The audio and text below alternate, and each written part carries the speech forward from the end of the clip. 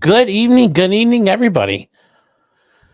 You kind of last minute. God, why will you not focus, you piece of crap? Focus. Come on now. Come on. Come on. Focus. Let's go. There. Come on. My beard is not that bad. It's not a blur. Let's go. Come on here, camera. I need you to focus with me. Come on. Come on.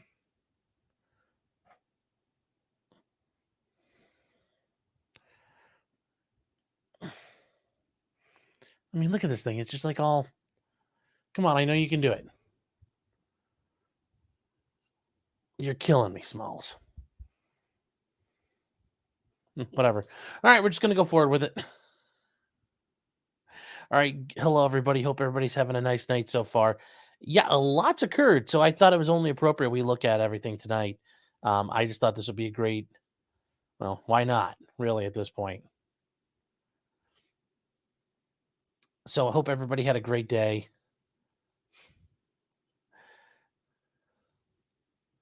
Let's see here. Where's, oh, God, StreamYard, you were killing me. So.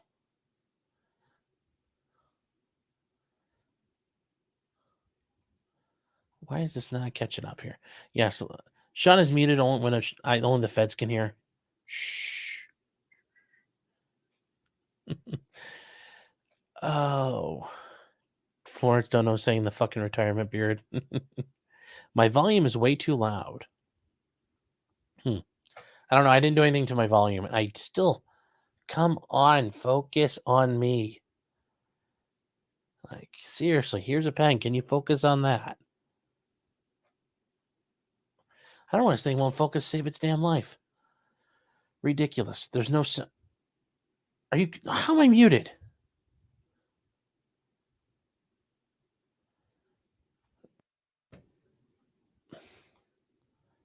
The volume is fine. Okay, you guys are screwing with me. Jesus. Say, just do it live. Yeah, we're just gonna keep going. We're gonna keep going.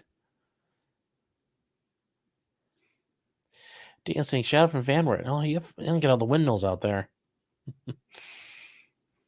This WR says, "Are you gonna tell me calling someone a PDF file is part of free speech?" Fuck off with that. Well, I mean, it depends. With somebody like Vito, where they admit to being one, I mean, yeah, that pretty much is, free speech. So just leave it at that. What's the over under me being muted tonight? I don't know. We'll find out.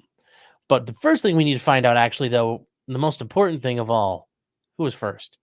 And that is Cedar Rose. With the always, and as I said, the timeless response of just pointing out you're first. So, Mr. Sniper saying, wow, can't believe 3 lives this week. Yeah, it's been a busy week. Can't believe it's Friday already. Unhung Hero for $5, though. Getting this one out of the way right off the bat. I'm going to come.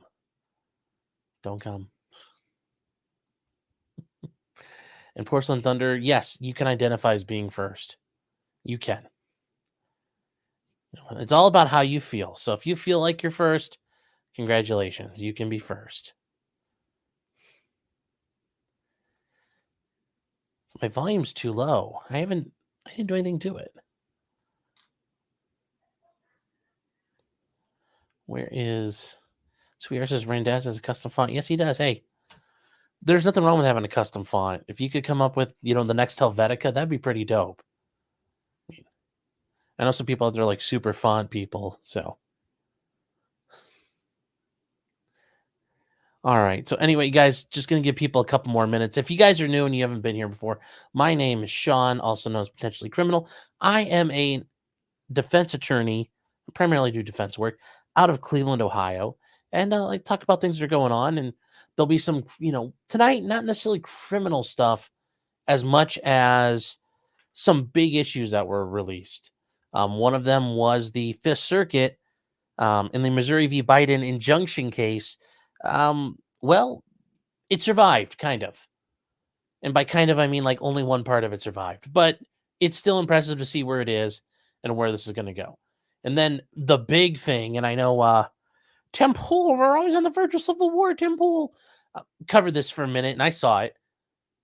there's some fuckery going on in the state of New Mexico that, you know, if I didn't think we were living in a I think this is straight out of a Matt Bracken novel. If you guys have ever read him, you guys should look him up. Google him. It's good stuff. Um, Certainly this isn't, part of Enemies Foreign and Domestic series, but you guys can look it up.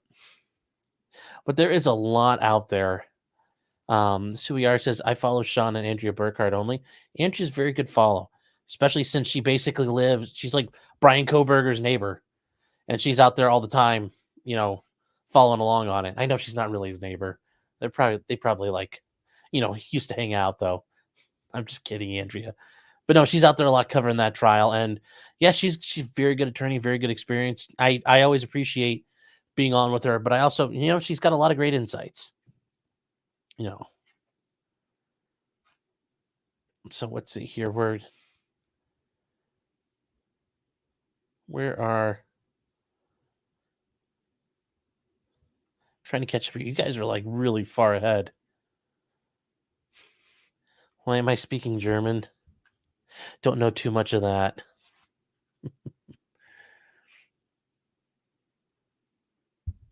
Where you guys are just going fast. Jim, how are you doing? Netflix saying, did I get those bolts loose? No, I put it all down. I just got it out of my garage. We're gonna try again tomorrow in the morning. So we're gonna work on that. Vito is a pet. Oh, he says he is. So let's see here. Where is? Yes, Seraph, you're right. Your first self. So is it really right for me to tell people that they're first and other people they're not? I don't really know if I can do that. But if you want to call yourself first, you can. I just won't recognize it. And I don't know if you're gonna the 41% of the firsts. It's a first self genocide. I'm promoting it. A genocide of first posters. Captain Chromo says, on a scale of 1 to drunk, how are you? Nah, not tonight. Not tonight yet. J-Rock says, I give legal and medical advice. Well, to be fair, my law degree does say doctor. It says doctor right on it, right at the top. So I take that at your own risk.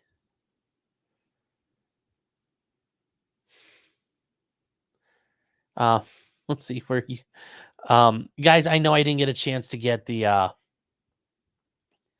stuff over on Rumble going tonight. I just didn't have time. Then also locals, I didn't get anything set up for them tonight, guys, but this is kind of seat of the pants, so you'll have to deal with it. Deal with it, you must. This is who we are. Says, I don't like Herrera, who is buddy with Eye Patch. So here's the issue.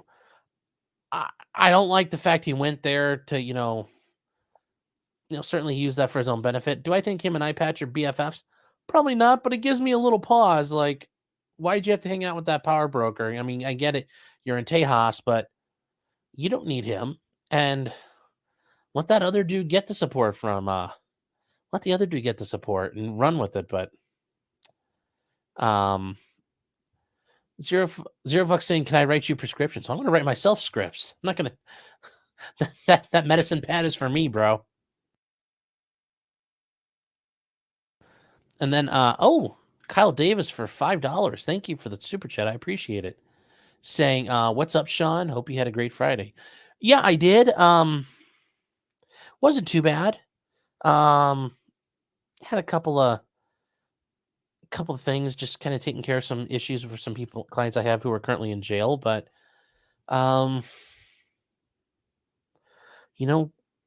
things not always nice times there, talking to them about what's going on, but that's just kind of how it goes. Then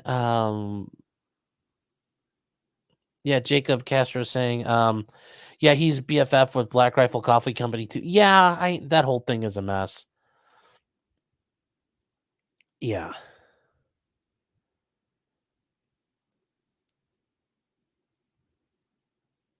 Seraph is saying I'm chrono flexible. Okay. So Ron is saying it was good to see you on Future Conflict again. Yeah, it's great. I always like being on there. I wish I could make it for the other days of the week. Is just I didn't have time on Wednesday. Other days I will try to be there. But yes, it is interesting watching all those burning tanks in Ukraine, especially now with you know how that's all going. So Jason Lazote is saying for $2, thank you. Saying thank you for another good show. You said that a little too soon. This might turn out really bad. I don't know. So don't get your it's like when people say please and thank you. When they ask you to do something like please and thank you. It's like, but if you thank me and I haven't done it yet, I might not do it. And then you just, can't waste that. Bustin' Knuckle says, what is future conflict? Future conflict is here, I'll bring it up. Future conflicts is a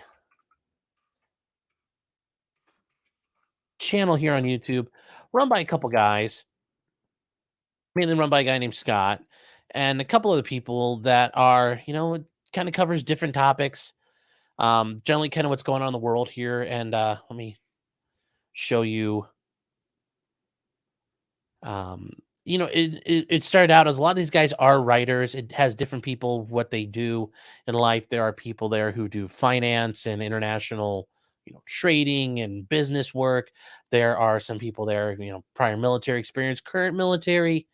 Me, I come on there. I know Legal Mindset used to be on a couple times, kind of throwing in a little bit of the, if there's legal issues and things like that. They kind of pull from different areas, have a lot of people come on. Some people who are writers, just things like that, a little bit of everything. And every Friday is generally like a domestic issue show. And then, during the week, like down this one here, like 2 weeks ago, talking about what's going on in the Sahel, going on in like Gabon, Burkina Faso, Mali, and Niger. And they call it Niger. I call it Niger. Um, but all those different issues there, what's going on with BRICS? Ukraine's having trouble. Just kind of talking about a lot of different things there. So it's not a bad play. It's not a bad channel if you guys get the chance. They are Monday, Wednesday, Friday at 9 a.m. They used to be during the day, but they switched up their times. And yeah, it's a really good setup. It's not a bad place. It's kind of like a think tank. Yeah, it's like a think tank that does podcasts.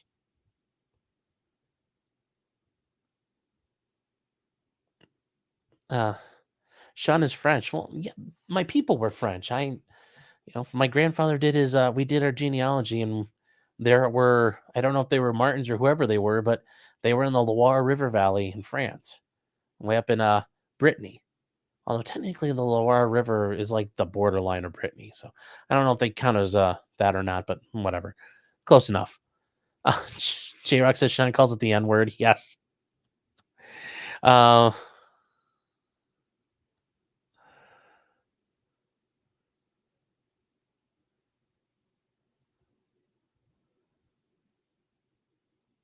let's see here. What do you guys?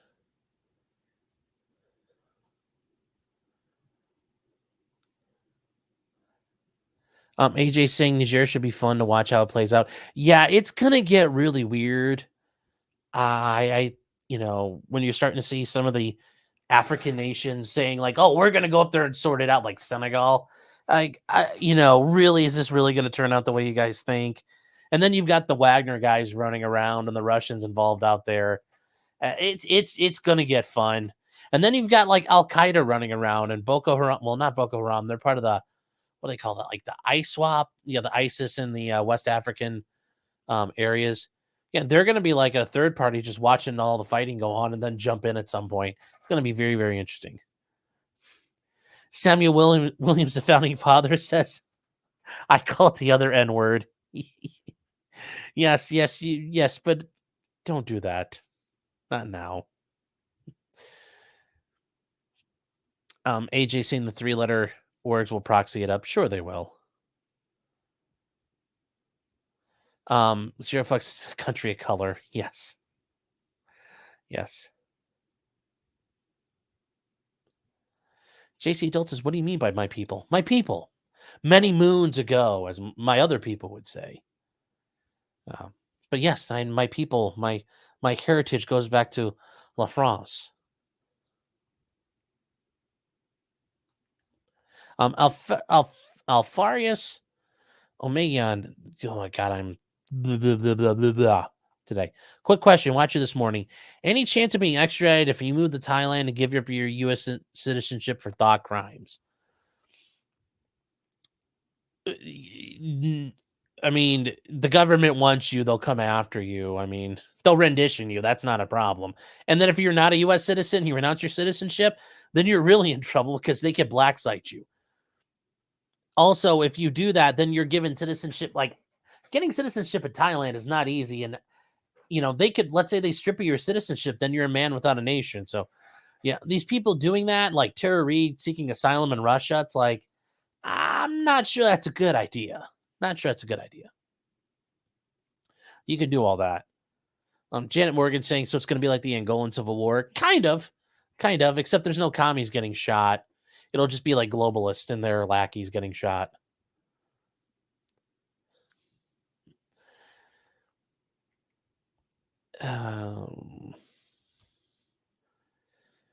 That's a shame since I know someone who was self-exiled to Thailand. Well, they can drown themselves in sorrow of the ladyboys.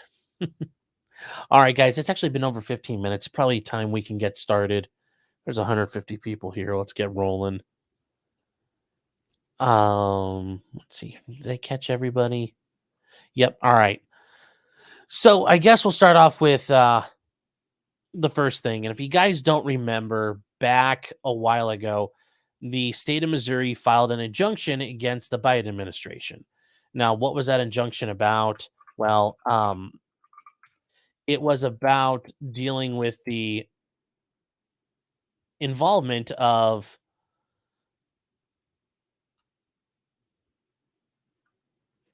the government, basically what they did during COVID and also what they did during the election. Sorry, it took me a second to kind of get into gear there. So if you guys don't remember that, there was a court order that came out of um, this involvement here. And what it shows is here's the injunction, and this is the actual injunction that was set forth. And it covered a lot of different groups. So it covered like the Department of Health and Human Services, the National Institute of Allergies and Infectious Diseases, um, covered the director of the NIAD, all the people involved in the Department of Health and Human Services. You see all these different groups here. Um, you see people like the Surgeon General, their chief engagement officers, but also their press secretaries, the CDC, the U.S. Census Bureau, like everybody got wrapped up in this one. The FBI, the U.S. Department of Justice, the White House press secretary, all the people involved in the White House, counsel to the president, the White House climate advisors, the COVID people, everybody got wrapped up in this. U.S. Department of Homeland Security, U.S. Department of State, like everybody got in trouble. So what had happened here? They were enjoined in 10 ways. They couldn't meet with the social media companies for purposes of urging, encouraging, pressuring, or inducing the banner deletion, suppression, or reduction of content. Okay. Specifically flagging content and posts on social media platforms, urging, encouraging, or pressuring any manner of companies to change their guidelines, or reducing content containing free speech, emailing, calling, sending letters, texting, or engaging with these groups, or encouraging, pressuring them to be involved in that. Then they came to some other things here. And this one they talk about, and we'll get to this in a minute if you guys didn't understand this. Working with third parties and switchboarding, meaning the third party comes to you with the complaint or the issue, and then you contact the platform. So it's considered like a switchboard, like way back in the day when those ladies like, please hold, and they, take out the little like metal thing, and they were like with the wires, like click, click, click, click, all that crap. So they're working with the Election Integrity Partnership, the Virality Project, and the Stanford Internet Observatory. So yes, all those people out there combating disinformation. Then number 6, threatening, pressuring, and coercing social media companies in any manner to remove, delete, suppress, or reduce posted content and postings containing free speech. Keep this one in mind because this one's important.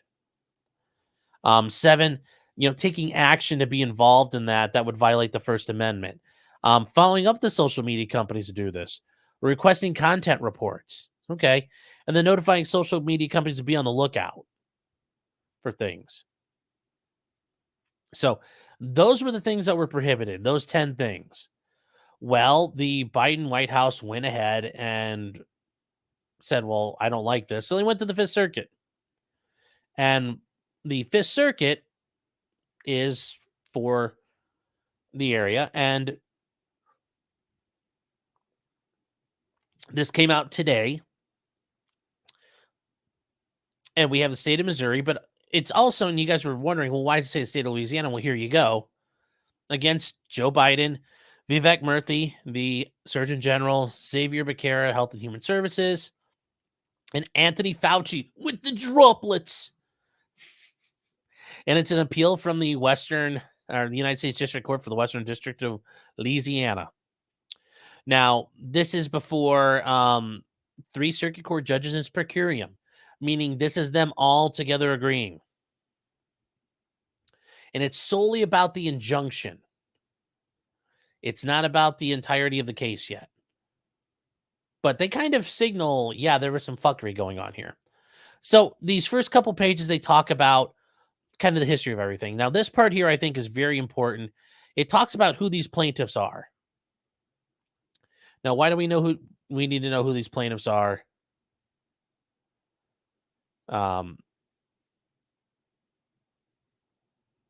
Is it a pride flag? Okay, look. When I do this is how when I read something, like, because let's say I just use the yellow the whole time and I'd highlight that it's just one big block of yellow. That doesn't help anybody.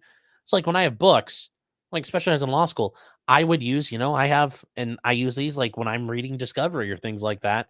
I have a couple different colors and I go through it because it turns into one big blur after a while. And I don't like that. So it helps me kind of break things up and I can pay attention a little better. Saying, why is everything out of focus? Nothing. You people.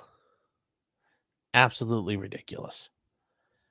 It shouldn't be out of focus. You guys can read that. There, we'll do it that way. So you guys cry a little harder. So here, this is the interesting thing if you guys weren't aware, who these people were and who was what in the case. So the plaintiffs are these two who are the epidemiologists who co-wrote the Great Barrington Declaration criticizing the COVID lockdowns. Okay. One of them is Jill Hines, an activist who spearheaded Reopen Louisiana.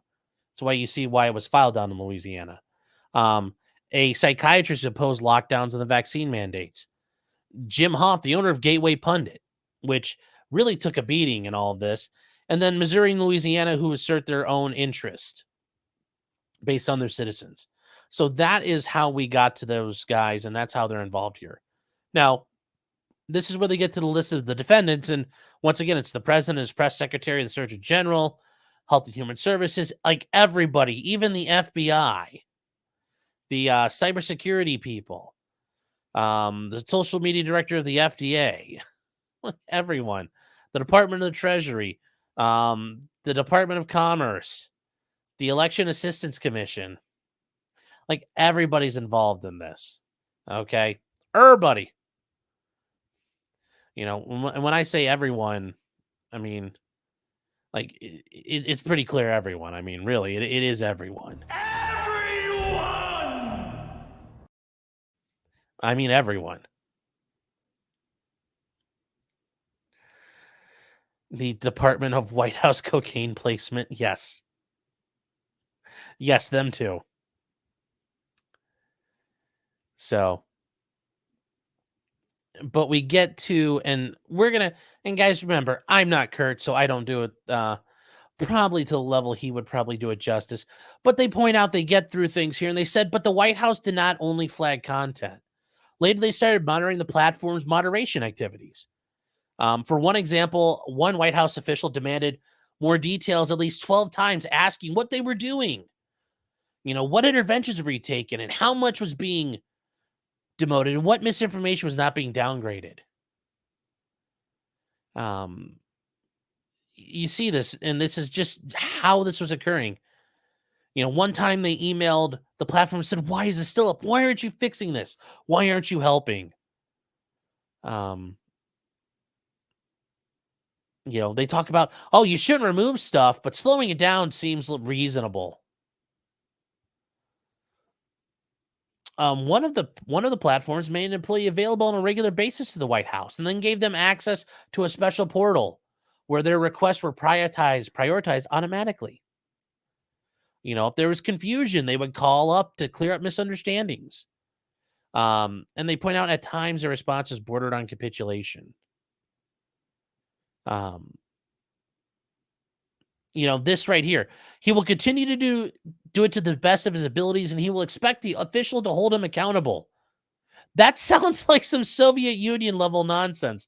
Yes, comrade, I will work for the people, and I wish for you to hold me accountable should I fail. Yes, send me to Tractor Factory 64 in Chelyabinsk if I do not serve the glory of the Soviet Union. I mean, just listen to that. Holding me accountable. It's like, he'll hold you accountable with a fucking pistol. Tavares, Jesus. I mean, like, God damn, that is just creepy as hell. It's, they told the Surgeon General, we're committed to addressing the misinformation you called on us to address. The officials weren't often satisfied, and they pressed and badgered these companies when they didn't do what they wanted. An official said, you're not trying to solve the problem. You're not helping us here, buddy. And I'm just, it's like Cartman. It's like, listen, man, you're breaking my balls. And then we're going to have to figure out what we're going to do about it. That doesn't sound like the mafia at all. Your envelope's a little light here. I'm not sure what we're going to have to do about that, but I'm going to go talk to the boss. The help increase skepticism in an insurrection, which was plotted in large part on your platform. Ah, yes, Boomer Book. Yes, the heart of that insurrection. It's just absolutely garbage from these people. Just horrible, horrible horse shit. And they get to oh crap, we went a little too far here. We got to get back to the White House. The White House. But as it talks about the White House, the felt platforms weren't doing enough. It's just absolutely mind-boggling what happens here. They get involved in what the CDC does after a while. That they engage on a regular basis. That we're seeing a lot of great deal of misinformation we wanted you to flag. What was being done on the amplification side? So not only suppressing the things we don't want, but are you helping us? How are you helping us? What are you doing for us? They told, we'll tell you what's misinformation. Don't worry. CDC officials asked or encouraged for harmonious changes in the moderation policies. It's just, they talk about all the things that they outright directed platforms to take certain actions and saying that disinformation could be very effective. They sought answers from the officials whether things were true or false.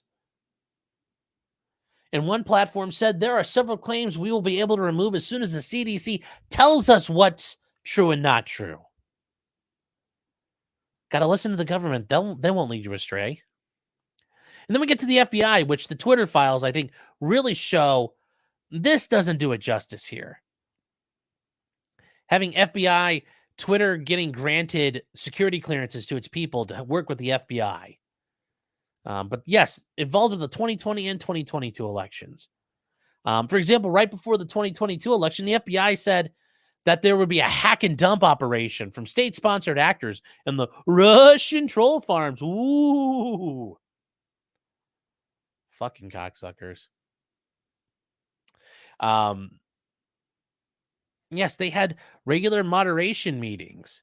For example, some of the platforms changed their terms of service to be able to tackle content that was tied to hacking operations. Remember Twitter saying, well, we don't put up hacked materials. Like Hunter's laptop, that's a hacked material. In the build-up to the elections, the FBI set up command posts, which would flag content and relay it to the platforms. Too bad those command post didn't accidentally get hit by like errant weapons testing somewhere. That would be a shame. And then I love this point here. The FBI's flagging operations across the board led to posts being taken down 50% of the time. 50% of the time. Like, can you believe that? This is just absolutely obnoxious. So they get to the NIAID and the rest, and they're like, okay, yeah, these guys were screwing around, but it wasn't on the same level. And where do we get to that? And this is where you get to the switchboarding, where third parties were flagging things, telling the government, and the government would tell the platforms.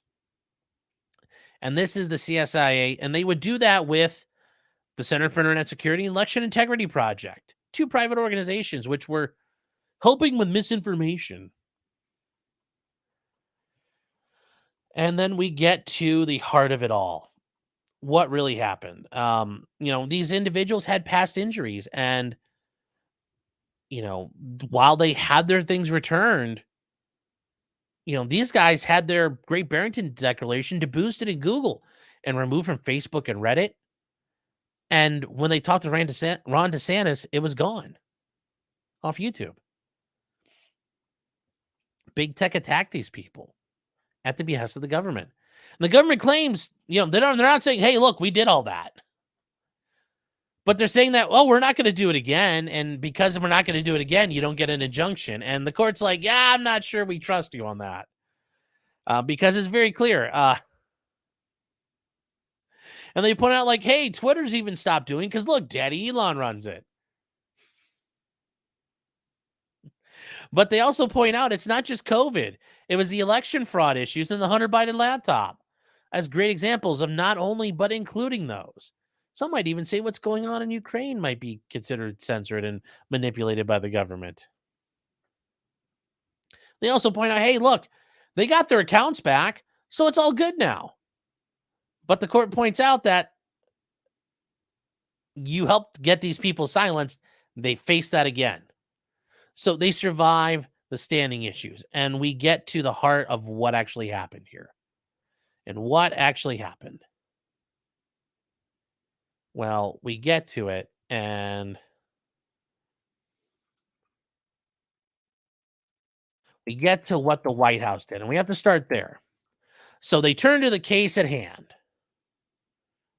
One in the hand is worth two in the bush, as they say, kids. So the officials don't deny they worked alongside the platforms, but they argue their conduct was asking or persuading the Platforms Act, which is permissible. Governments can say, hey, guys, can you do something? Or we really like it if you did this, or please. That's acceptable. The government's allowed to do that. They're allowed to interact and ask things. But they point out the White House, with the Surgeon General, coerced platforms and significantly encouraged decisions by commandeering the decision-making process, both in violating the First Amendment. And how do we know that? Their officials went beyond advocating for policies. Privately, the officials were not shy in their request. They asked platforms to remove things ASAP and immediately, or slow down or demote content. And they say in doing so, they were persistent and angry. They would ask things like, why is this still up? How does this happen? What good is flagging if it didn't result in moderation? I don't know why you guys can't figure this out. God, this is Adobe. You need to figure out why the hell this damn thing doesn't work half the time, because this is absolutely obnoxious. I'm just sitting there and the damn thing doesn't want to start. Yes, I'd like to have it back. Just ridiculous. If anybody here works for Adobe, just so you know, this is garbage. You guys need to fix that. Pisses me off. Just saying. Just saying. The way it crashes. It crashes more than a third world airliner.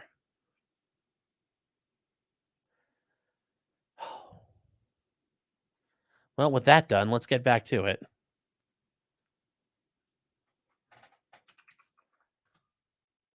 So, yes, you're hiding the ball. while demanding assurances. And they threw out the prospect of legal reforms and enforcement actions while insinuating it to be in their best interest to comply. Removing bad information is one of the easy low bar things you guys can do to make people like me, meaning a White House official, think you're taking action. Hey, look, if you just do what I want, I'll leave you alone. But if you don't, hey, I'm just saying, I have access to federal agencies and the unbridled power of the government. You want to keep me happy, don't you?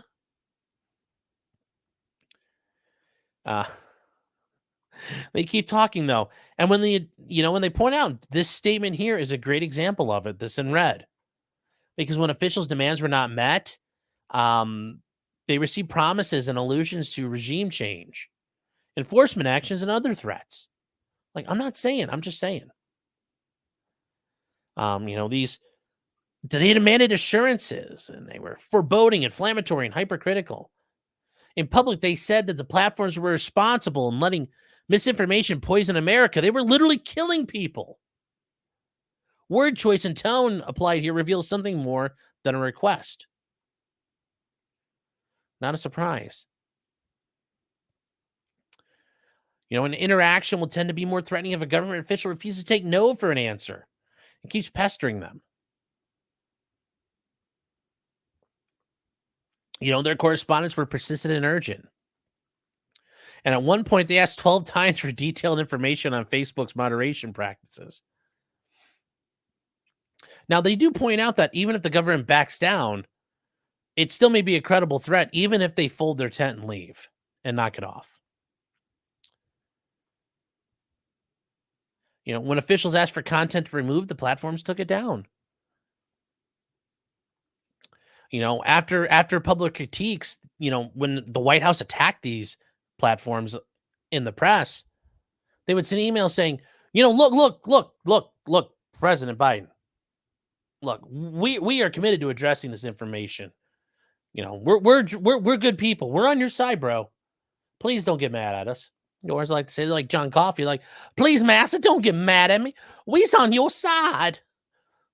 We just simple internet focused Silicon Valley, just mining away. Oh, Lordy me. We's on your side, boss. Please don't hit us. Another company promised to make an employee available on a regular basis so the platform could prioritize their request.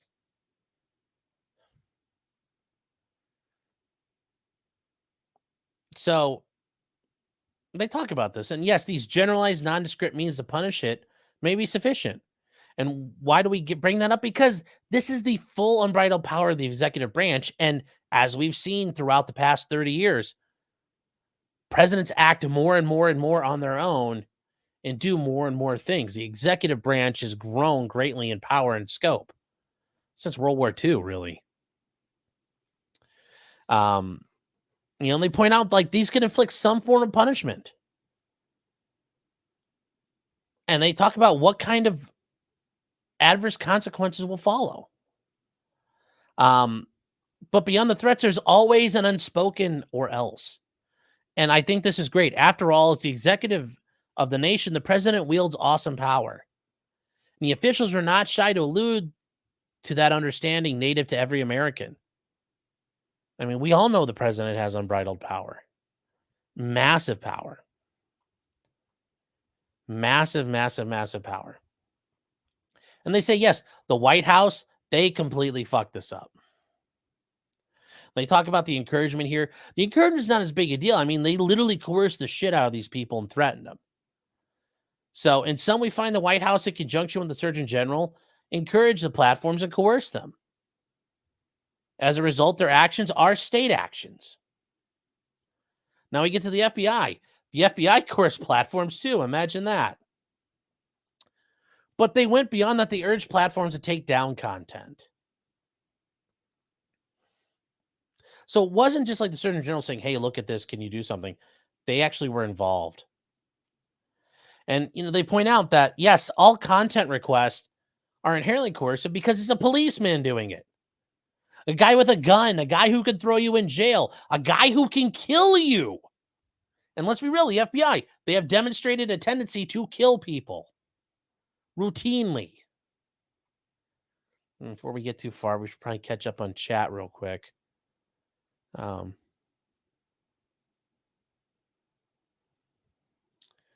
See, I'm sure. Yes, we could thank Cuckris for this. Fabric saying a Friday night stream. Yep. Jacob says, there it is. Yes, Massa. Dr. D. Snut says, that boot done tastes mighty good, boss. Thank you.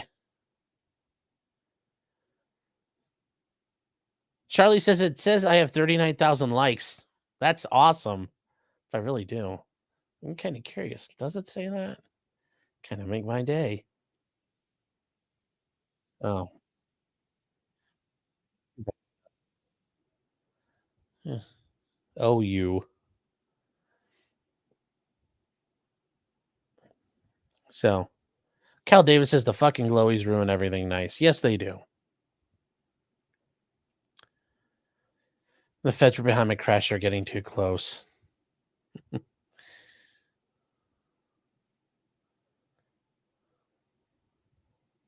So, let's get back to where we're going here because the FBI's actions. Yeah, that's a little interesting what's documented here. Especially when it's true, it's the lead law enforcement, investigative, and domestic security agency for the executive branch. I like how they say domestic security agency. The FBI is a state security apparatus, and you can call it that. It is the state security apparatus. Unlike most federal actors, it also had tools at its disposal to force a platform to take down content. They put together their little issues here. But beyond taking down posts, the platforms changed their terms of service in concert with FBI recommendations. Consequently, when platforms moderated their content that violated their newly modified terms of service, the hacked material stuff, they did not do that via independent standards. They came from the FBI. The FBI pushed that.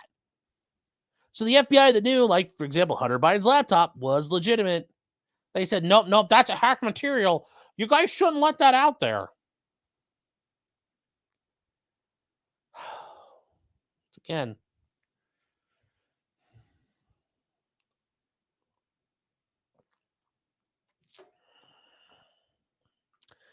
makes you want to buy bags of fertilizer. In short, they did so based on the inherent authority and based on policies influenced by the FBI. They were significantly encouraged and coerced. They turned to the CDC. The CDC wasn't coercive, but they were heavily involved. They did a lot of encouragement. They were involved in the day-to-day moderation decisions. And they came to heavily rely on the CDC for guidance. They said, several times when the CDC tells us we'll remove it. And they said that this dependence at times was total and complete. So, yes, the CDC did it. But when they get to the rest of these organizations, they say, simply put, there wasn't enough evidence to put these groups together. Okay, so what does that mean? Well, just not a whole lot there. Kind of leaves us with what's the remedy, though? Well, remember, you had those 10 issues that were being stopped, right? Okay, well, so we address the equities and seeking the preliminary injunction. Well, what do we have? Well, what are we going to do from here? Okay, well, we have to talk about that.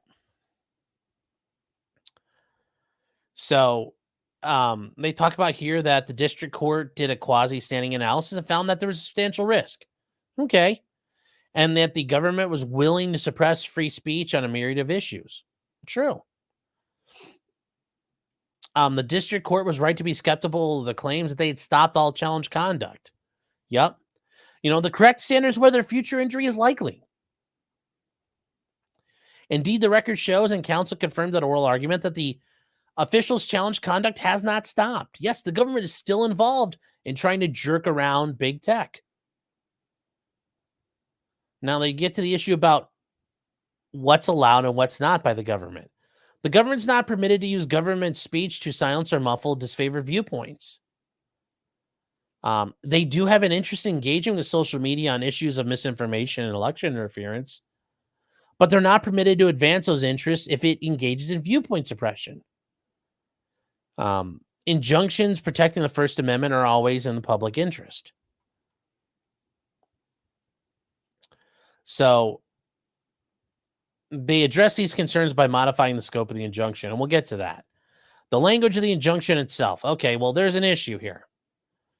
And they get to it. And the problem is, well, it's kind of big. Now, the court points out the government is allowed to speak to programs. They're allowed to take positions. There's a distinction between attempts to convince and attempts to coerce.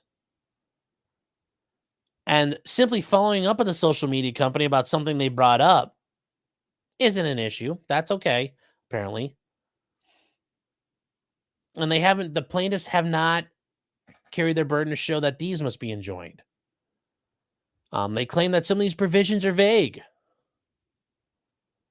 and that there would be no way for a federal official to know exactly when his actions cross a line from permissible conduct to impermissible conduct. Well, I guess that sucks for them. Fuck you, government, really. But when they point out that, yes, these activities may violate the First Amendment when they're part of a larger scheme, okay, well, but you notice there's a lot of buts here. For instance, it's not clear whether the social media companies could work with the Surgeon General to make sure that cigarette ads don't target children. They're saying this is getting a little vague, like technically this could be a problem. And finally, they talk about some of these prohibitions aren't good.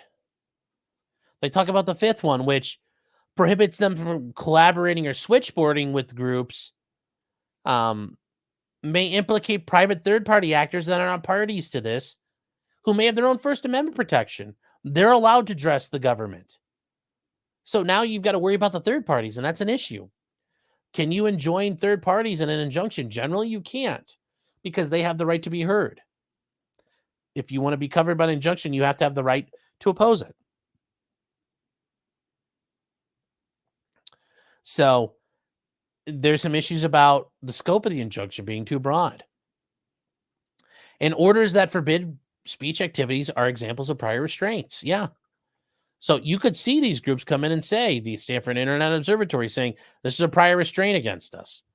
So therefore, they vacate the prohibitions, and those are the injunction parts of 1, 2, 3, 4, 5, 7, 8, 9, and 10.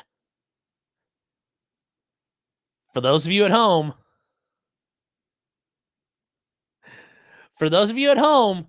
that means everything, pretty much, except number 6.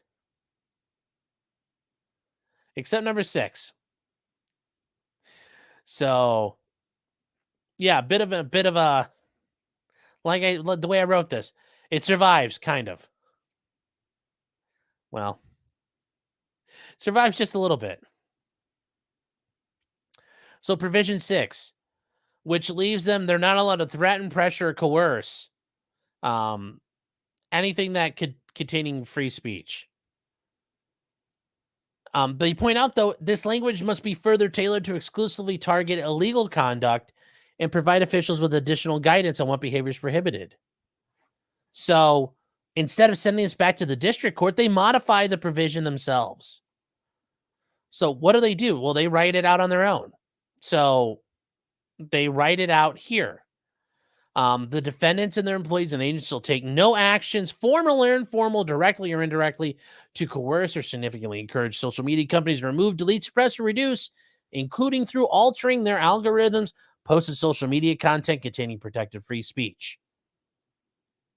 Okay, so that is what they're not allowed to do. They point out this includes, but is not limited to, compelling a platform's act by initiating some form of punishment that'll follow a failure to comply, supervising, directing, or otherwise meaningfully controlling their decision-making processes. Okay. Under the modified injunction, the enjoined defendants cannot coerce or significantly encourage a platform's content moderation.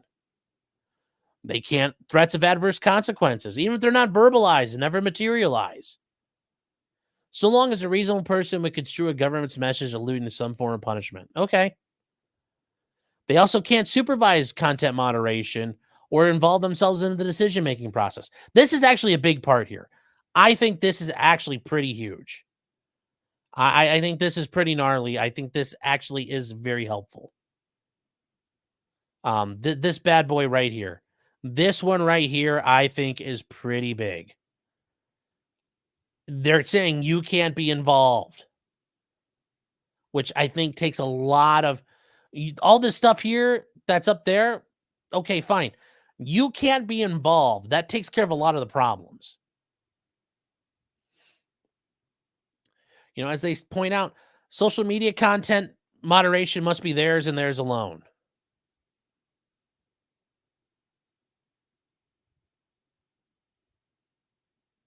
So that is the issue.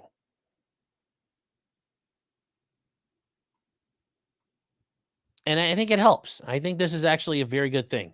Now, they point out that the NIAID officials, the CSIA officials, the State Department officials did not. So they're excluded. They exclude those parties from the injunction. So who's included in this right now? Okay, members of the executive office of the president, the White House press secretary, counsel of the president, the White House, anybody in the White House. Okay. So like even people down here, the White House National Climate Advisor. Okay. Well, so you can talk shit about global warming. You know, anybody involved in their digital strategy, their communications. Okay. But who like look at all these people that are involved in here. The Surgeon General is involved in here. The CDC, the Federal Bureau of Investigation, the FBI. So sorry, piglets, you're gonna have trouble. So that's who's covered. That's who's covered. Specifically this group. And it's just them. So this is a very limited list, but it's all the people the White House has power over. Notice the DOJ kind of got clipped out of this. So it's affirmed with respect to the White House Surgeon General and CDC, the FBI, and refers to all their officials.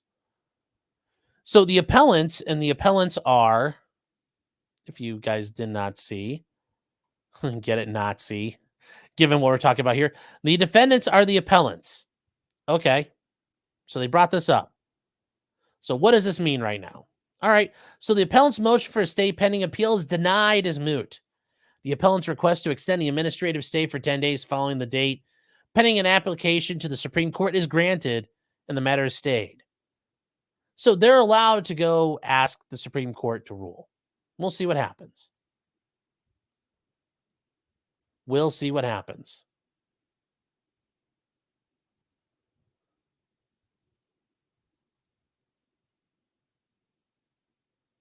So we'll see. We will see there. And we are going to hide that for a moment. Charlie's saying, have a good night, Sean. Take care. D Snut saying, not the NSA, the CIA, and Homeland Security. Nope. Nope. Nope. The NSA was never covered to start with. And the CIA was never covered to start with. But hey, the CIA has always been disinformation. So that's not really a change. That's not really a change at all. So, you know, lols. It'll be okay, though.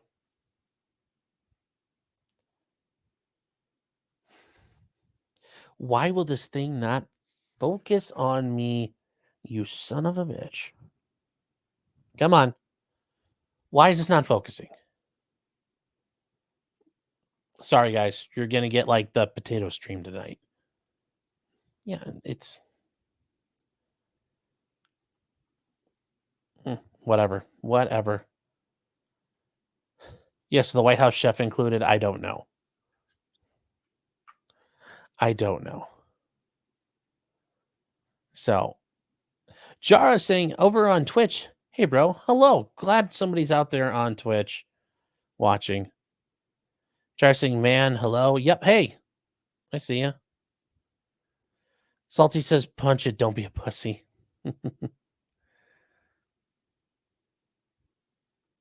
Uh,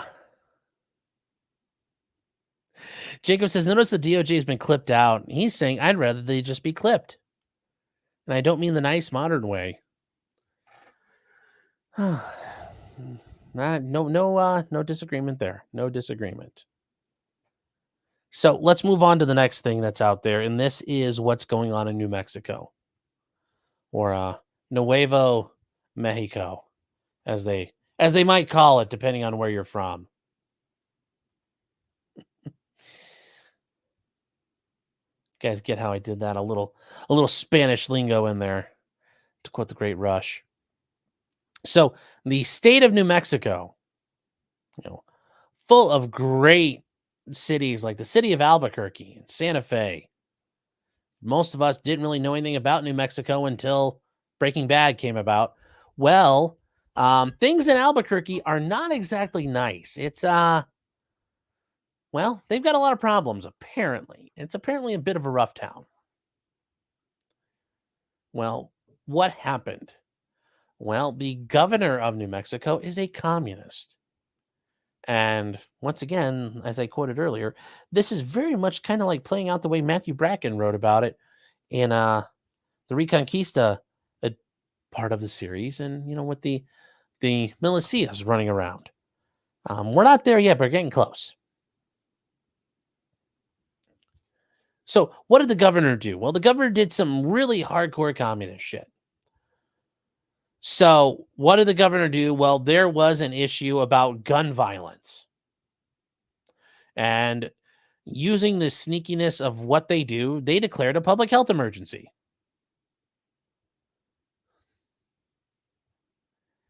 And they did it here because an 11-year-old boy got murdered on his way home from a baseball game. So gun violence declared a public health emergency. Okay. So the time for standard measures passed. I'm declaring gun violence a health emergency in New Mexico. While there's meaningful work to pass legislation, we must do more. Okay. Oh. I want to know local officials are giving the epidemic gun violence attention it deserves. I want to know that every parent is making sure their guns are locked up. I want to know that district attorneys, judges are using every tool to hold bad actors accountable. I want to know that every gun store is not allowing straw purchases. ATF already does that, sugar tits. I want to know every law enforcement is using our red flag law. Okay. But until that happens, New Mexicans will continue to die. Yes. How many of them have to die before I support gun law changes? All of them. I love that answer. How many kids are you willing to see die before you support changes? All of them. Every single kid. As I said in the one debate I was on, I hope there's blood in the halls of every school and it turns into this nice, especially the ones with wood floors, this nice red shellac. That's how many need to die. Step up, get loud, demand change from your neighbors. Yeah, tell your neighbors, get rid of your guns. From your friends, from your communities. Enough is enough. So they talk about what they're going to do here. Well, the issue is what happened from here. Well, there's a bit more. So they announced a statewide enforcement plan for gun violence, including a 30-day suspension of the Second Amendment, concealed and open carry in Albuquerque and Bernalillo County. Bernalillo County. I don't know. I'm not Spanish. But yes, the Second Amendment has been voided in this county because of public health. This time for standard measures has passed. I'm just saying, some people, Governor Luan, I guarantee you there's people in your state that are thinking that exact same thing, just not the way you're thinking about it. Yeah, standard measures has passed. It's too late for that now. I'm just saying, there's probably some dude sitting in his house somewhere in New Mexico. He's just kind of going like this. Well, Let's tighten this up for a second. I'm sure it sounds a lot like this at multiple houses in the state of New Mexico right now saying, "Oh, yes, yes, Governor, the time for measures has passed." Really? Yes. Oh, yes. Tell me more, Governor. I agree. Tell me more.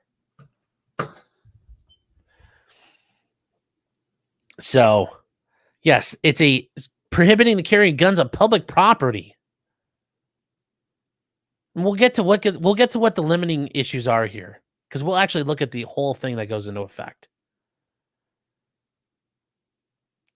And this isn't a fucking joke. This isn't a fucking joke. Yes, a real oath breaker. A real oath breaker. Mike's like tacos. You're welcome, citizen. Jonathan Tom says, "Can you send me that opinion?" Sure, I will. William says, "Make your voice crack more."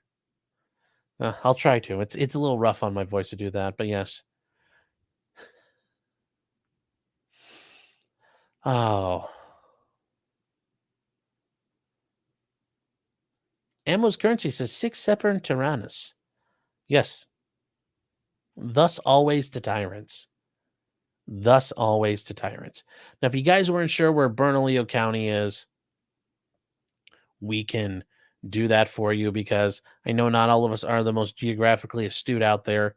So, as you can tell, we have the United States of America. For those of you who weren't sure about that, up north is Canadistan, and south is Mexico. Well, we have Old Mexico, and you have Nuevo Mexico. Means new. And in the middle of Nuevo Mexico is Albuquerque. So, and Albuquerque is inside of Bernalillo County. So there you go. That's where we're talking about. Not the rest of the state. Not the rest of the state. Although it's funny because most of the state is federal land outside of there, but just in this county alone. So, yes, where Breaking Bad all happened. So there we go. That's where we're talking about.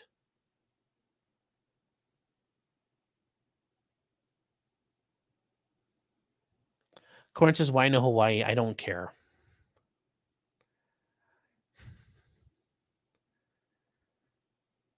Pummel Punk says, "Didn't even know this was here." Well, now you do.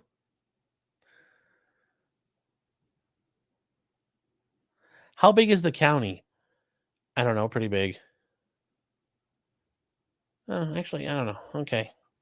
Bernalillo County. It is. Okay, let's see. What's Wikipedia say? Not too many counties in New Mexico. The total land area. The total land area of it is 1.1 million square miles. That's a lot. That's a lot of land. So it's 1.1 million square miles. Interesting. Amateur iconoclast says most of the people in that state live in that county. Yes, and we're going to get to that.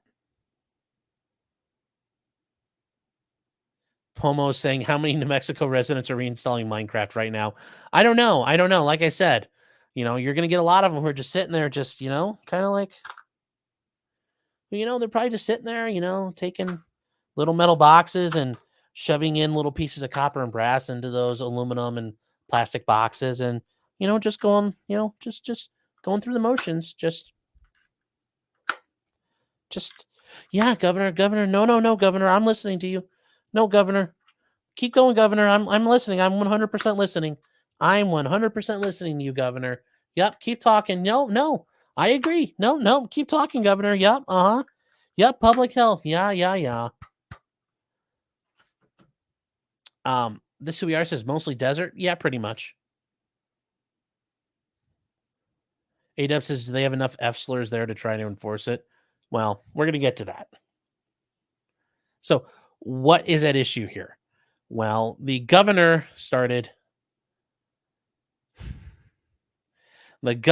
already started making her moves. So she put together an executive order declaring a public health emergency. New Mexico has some of the highest gun rate violence in the nation. Yes, including Alec Baldwin's murder of a woman that's not being prosecuted. New Mexico has recently experienced a amount of mass shootings. Once again, what exactly is a mass shooting, and what criteria are we using? Because remember, that can turn into a load of bullshit quickly. So remember, you have to be careful about what counts as a mass shooting. So I've declared that the foregoing constitutes a public health emergency. It's a man-made disaster. And the state of public emergency exists due to gun violence. Okay. Well, and they just talk about what's going on here. Okay. Well, this is just the basics. Now, why is this part important to know? This is the governor declaring a public health emergency. So, what does this allow her to do once this is declared? Well, it's not what she gets to do. It's what the New Mexico Department of Health gets to do. Because look who gets to act now. This is a cabinet level office. And here they talk about the reasons of her executive order. Okay, so now he gets to act. He's pointed out what enables me to exercise my power. And pursuant to those executive orders, what am I going to do?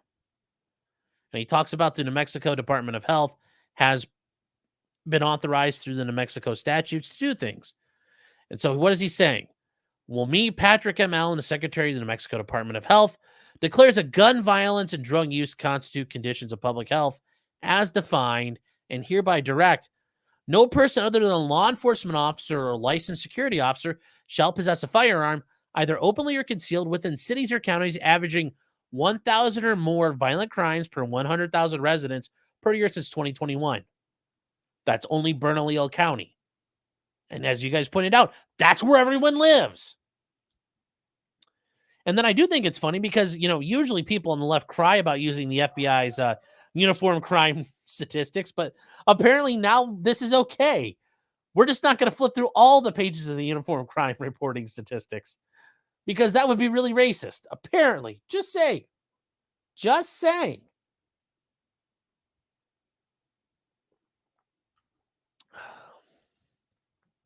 When they say you can have a gun, and I'm not banning it because if you're on privately owned property, okay, you're on private property is not open to the public. So if you're on private property that is open to the public, you can't do it. So if you go to Walmart, sorry, that's private property open to the public. Basically, if you go anywhere, it's private property open to the public. While on the premises of a firearms dealer or gunsmith, okay, well, yeah, I mean, it kind of makes sense. That one makes sense. While engaged in legal use of firearm, fuck you. God damn it. Adobe. Killing me again.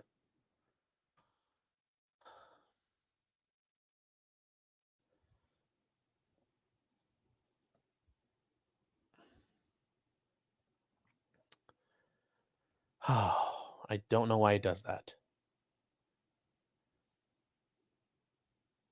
Aaron saying, can anyone else read this? Is it not showing up right? Well, hold on. We'll open it up so you guys can read it. I can't believe it's not being readable, but we'll zoom in a little better here. Sorry, I didn't zoom in all the way. So yes, here's what you can't do. Private property. Private property is not open to the public. While on the premises of firearms dealer, while engaged in legal use of firearm. Now, I have a question. Does the legal use of a firearm include protesting your government with said firearm? Because that sounds like a legal use of it to me.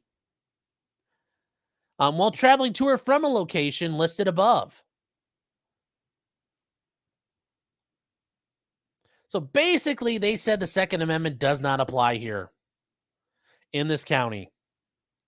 They just said the Second Amendment does not apply in this county in New Mexico because we said so. And they use the violations of a public health emergency to do so. They're only doing it in this one county.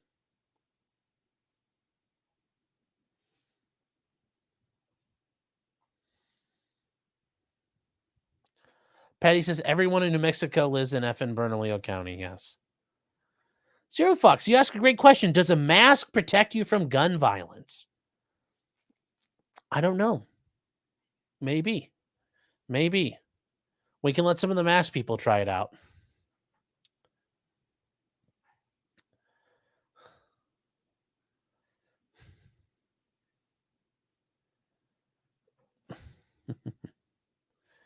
Jim is saying, I'm pretty sure she's violating the Mexico state constitution.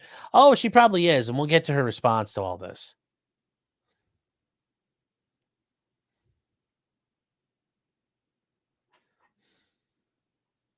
So let's see here. Yes, we talked about the uniform crime statistics. Yes, they want to use the UCR, but not all of it. Yes. What does the UCR have to say about the 13%? Oh, boy. Ugh.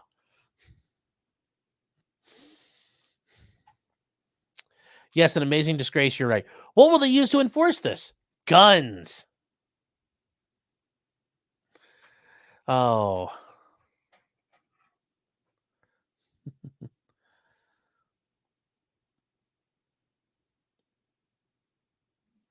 Declare an Adobe state of emergency. Yeah. Well, get Koufax PDF. Yeah, I might have to. But I got it on a deal with Photoshop. And that's what I used to do all my thumbnails and stuff. Joe K says, this is all Alec Baldwin's fault, isn't it? Yes, this is all Alec Baldwin's fault. This is all his fault.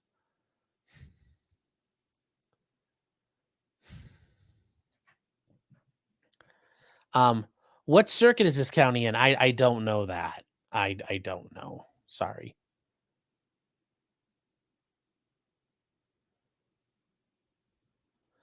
Pomo says the stream does not explicitly promote seditious conspiracy. Refuse an order like this. I'm just saying. Mark Pugner says they're testing the waters. 100% they are. It's New Mexico's in the 10th. Oh, you guys wondered like what federal circuit? Oh, yes, it's in the 10th circuit. I thought you meant like what circuit for the state of New Mexico. I don't know that one. So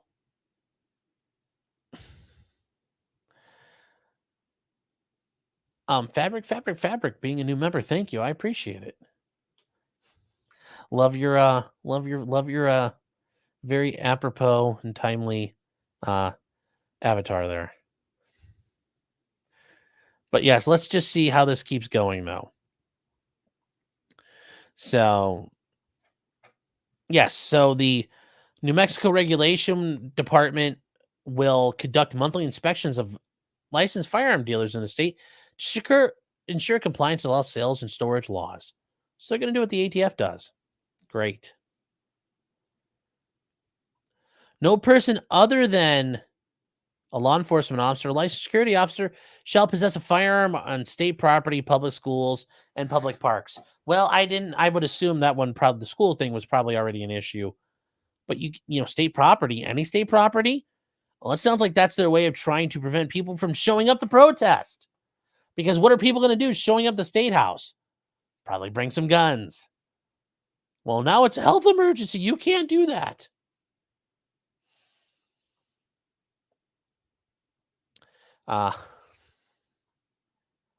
So, yes, this is just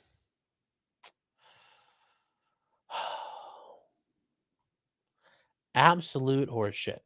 Well, it's great. He's putting this order in Spanish and English. He's also demanding that trigger locks shall be made available free of charge to all firearm owners. But I think they realize, like, provided each firearm owner shall be only benefit entitled to one trigger lock. But if I have multiple guns, how am I going to be safe?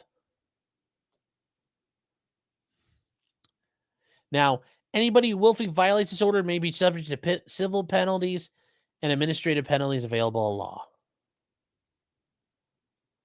So what does that mean? Well, you can be fined. And that was a very common thing with the COVID. They would find people who violated the health orders. Now, the New Mexico Department of Health, the Department of Public Safety, meaning the police,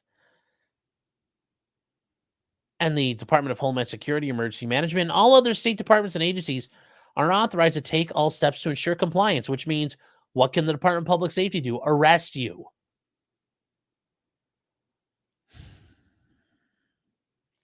And this was done yesterday, Friday, by Patrick M. Allen.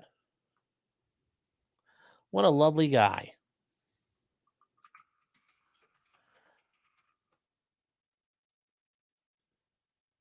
So, in fact, such a great guy. I mean, we want to talk about Patrick Allen here. Oh, just let's meet him. Let's meet Patrick Allen. Look at this guy. Look at him. Oh, I'm sure he's on top of it now. I'm sure his wife's boyfriend gave him the idea to come up with this all on his own. I'm helping stop gun violence. Honey, get away from your boyfriend for 5 minutes. I'm trying to help. Why are you not watching me?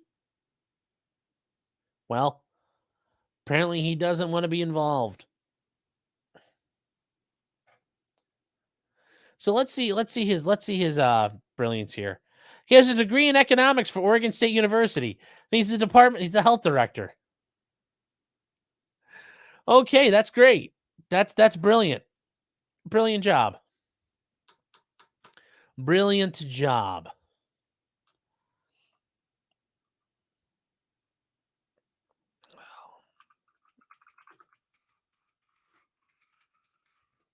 Now, do I think this is going to survive very long? No.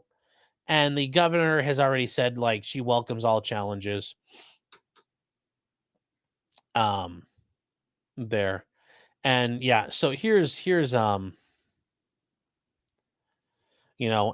the governor acknowledged, I welcome to the debate and fight about how to make New Mexico safe.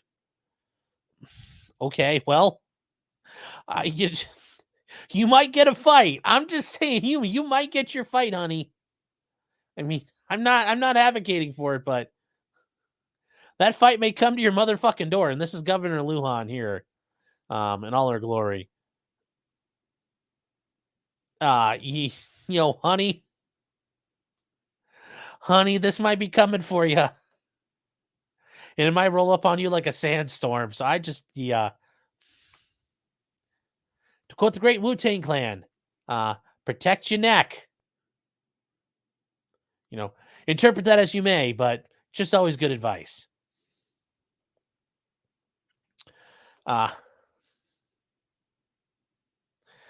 This is just, she welcomes it. We're going to talk about it. Oh, so you have fun with that for 30 days. And I'm sure this is going to do anything to the gun stats. I'm sure that there's going to be a decrease in homicides from this. The New Mexico governor is a penis grabbing abuser as well. Really? Yes, amazing disgrace says, shut up while we protect your democracy. JRX says the ATF is jealous right now. I am sure they are. They're like, wait, what? You guys can really do this? They're like, that's based.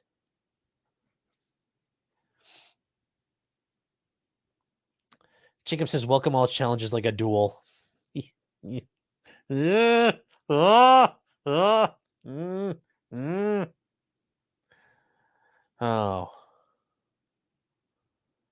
So, yes, he looks like the picture of health, 100%. William says, weird how Sean's cuck voice is just his voice. Really? There's not a difference between this and... A difference between this? Oh. Yes, they always look like this. Very unimpressive, yes. So, Jim is saying the 10th Circuit... so if you guys aren't aware, the justices have to ride circuit, basically. So they're assigned one of the various circuits that are out there. And since there's only 9 of them and there's more than that, some judges double up on circuits. Gorsuch has the 10th Circuit. So I don't think it's going to get that far. I assume the courts in New Mexico, I'm really going out on a limb here, are going to take care of this. But, you're right. They might not. We can't risk it. So eventually, yeah.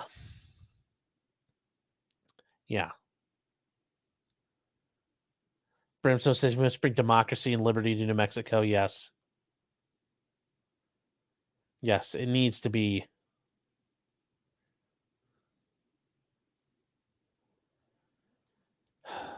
Yeah. Toothless thing. How much can you pawn a gun lock for?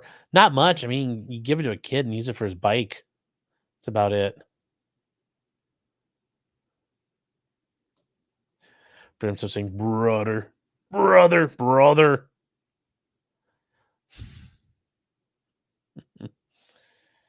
Oh.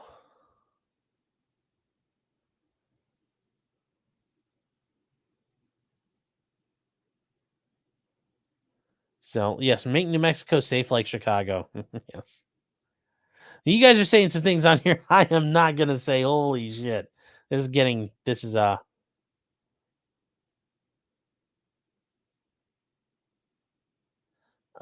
so, um, Sure Fuck saying, does Drew Bradley ride the short circuit?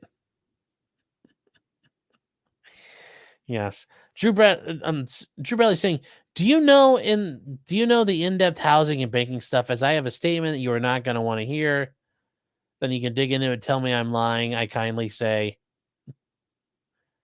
well, I mean, I don't know. Don't really understand you there. So,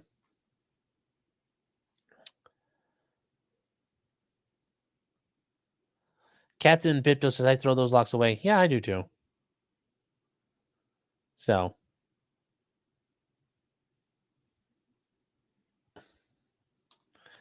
so yeah, you guys are, damn, you guys are getting a little fired up out there. Kyle Davis says, I was away. Did you hit the Supreme Court? That could be interpreted many different ways. So, no, not yet. Not many. I'm not sure which ways you're asking. Oh, hold on, guys. We got some doggo issues.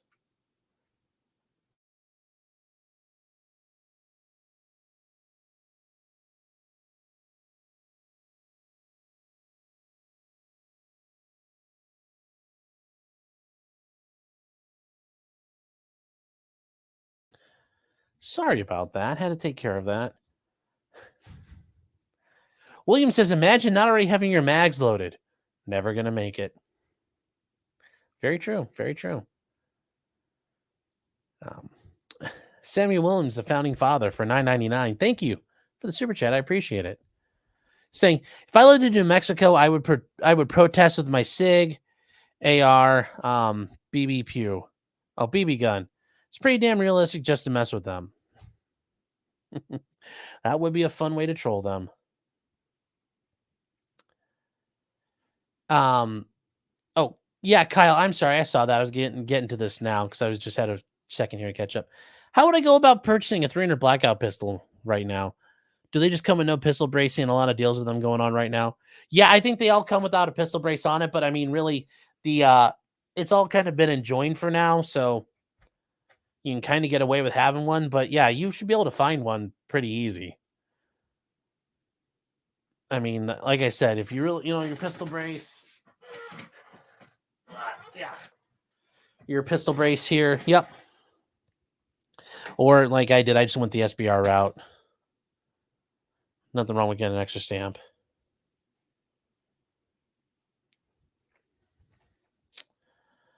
The intruder alert, doggo alarm. Oh no, don't worry. I'd be thrilled if somebody's breaking in. Oh God. We'd be live streaming a fucking murder. That happened. Maybe like that guy we covered last night. Maybe not a manslaughter, but maybe a rape. Oh, yes. Jacob says 2 weeks to slow the murder of children.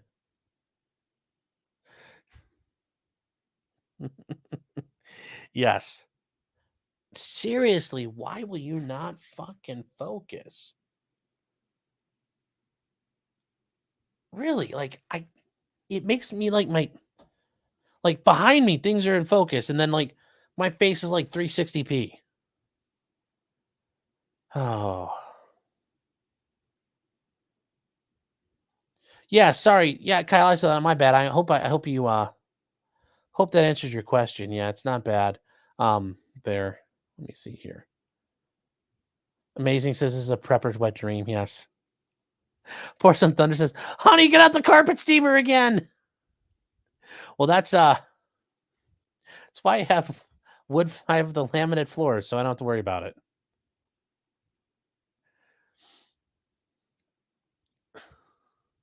Yes, JC adults right out of Tremors. Yes, broken in the wrong goddamn rec room. Patty's saying, "What would you do if you wanted to move and you owned a braced pistol? File ATF paperwork for NFA nonsense." Well, it all depends where you're going. Some states don't allow you to own pistol ARs and stuff. But in the meantime, you can own them because it's all been enjoined. So it's kind of your option there. No, you wouldn't have to do the NFA stuff. I just did it because like I said, it wasn't a felony. It wasn't a bullshit trap. You can do it. And it was meant just to show, don't listen to these dumb fucks that are out on the internet because they're making shit up. Now, whether or not you want to comply is a whole separate issue. I just don't like people being fed bullshit, especially when they claim to be lawyers or, some of these dumb fuck gun tubers. That was my problem. So,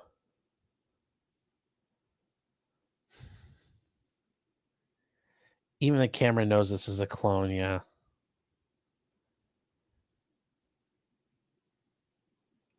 I think my white shirt is messing with it. Yeah, maybe. What's like an off gray?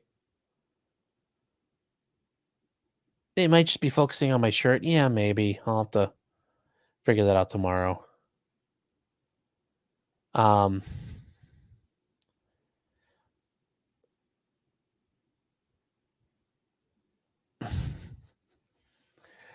um,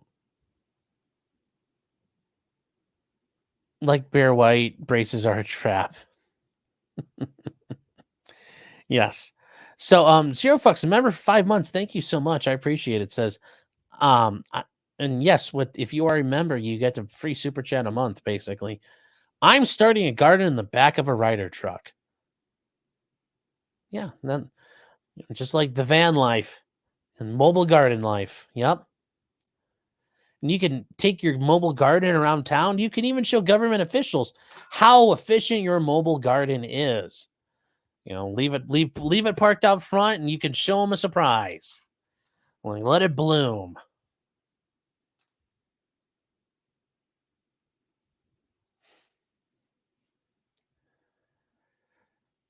Aaron saying I have to search for which ones I can put up. Yeah. Yes, I've had to be a little careful here because there's a little bit. Yes.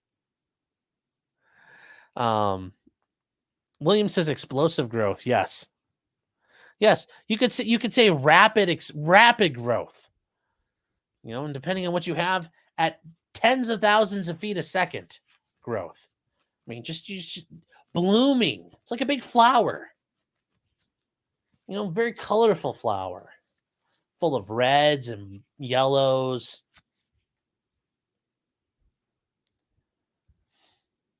Brooks saying, is the mobile garden carbon neutral? I don't know. I actually haven't really thought that far yet. So,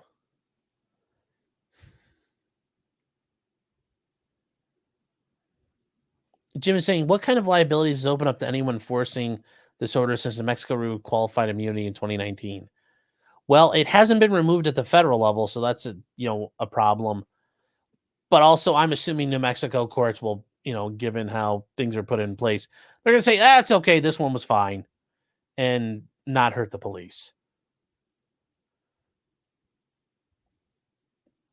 Kyle saying, thank you, but for $5. Thank you, Kyle. Saying, thank you, buddy. Hope you have a great Friday night and weekend. Keep doing the Lord's work. Thank you. I appreciate it. If you're heading out, thank you for being here. I appreciate you stopping by.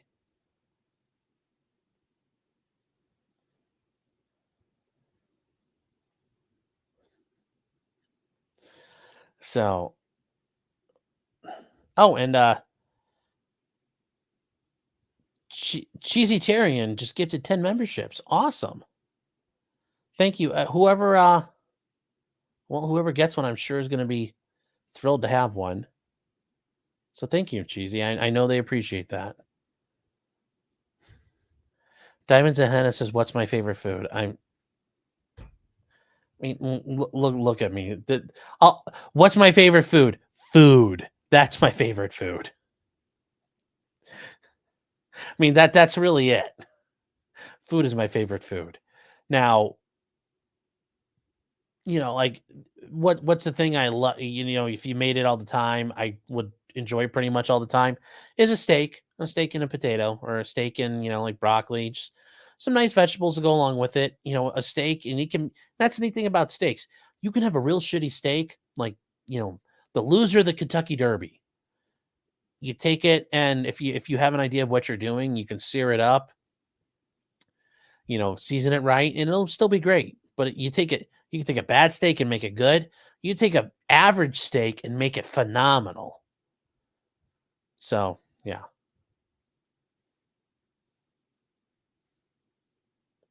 Yes, my favorite food is all of it.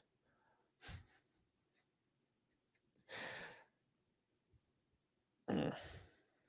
Alec Leon says, you see the Lions yesterday, Sean? We're coming for that butt. It's like, you guys will be all right. Don't worry, the Browns will sort you out. Captain Bipto says, so butter then? It depends. You can do butter. You can do a little bit of oil in the pan. Get it nice and hot. Like, the pan's got to be super hot. Hotter than you need, because remember, that steak is going to suck heat out. But you can do it with a little bit of olive oil. That's fine too. If you want to do it the fancy way, yeah. Throw some butter in, throw some rosemary in, get that all going. Diamonds and Henna, I'm serious. The steak is my serious answer.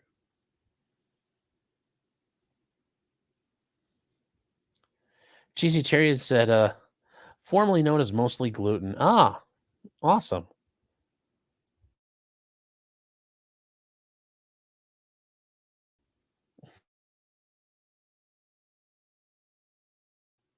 No, no, no, no, no, no, no, no, no, no. We are not doing sous vide. I am not boiling steak in a bag. Boiled meat. No. No, no, no, no, no, no, no, nope. Nope. No. If you want to do that, go hang out with Runkle. Go boil meat and drink bagged milk. Well, he's in Alberta. They drink bagged milk in Alberta. Yeah, they do.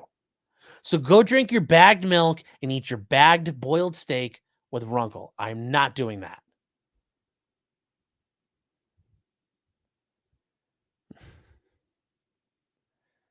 Kyle Davis says Applebee's only buys a loser of the Kentucky Derby. Yes.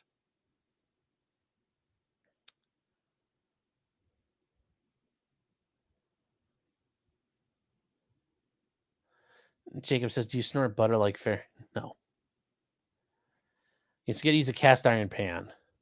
Mofolk says no Rumble stream. I just didn't have time tonight. No, was not like super fired up about it. No Mandate says, I'd love to see the police chiefs defy the governor's orders. Probably not the Albuquerque police chief. He's probably on board with this because he doesn't want to get removed from his job. So I don't see that happening. And I'm not sure the Bernalillo County sheriff is going to defy it either. So the people that matter are going to go along with it, I would assume at this point.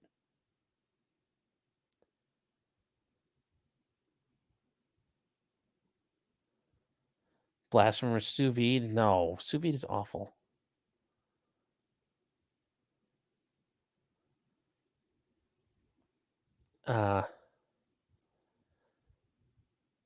Meat Candy says sous vide makes boring steak easy. It's devoid of character and flavor. Yeah.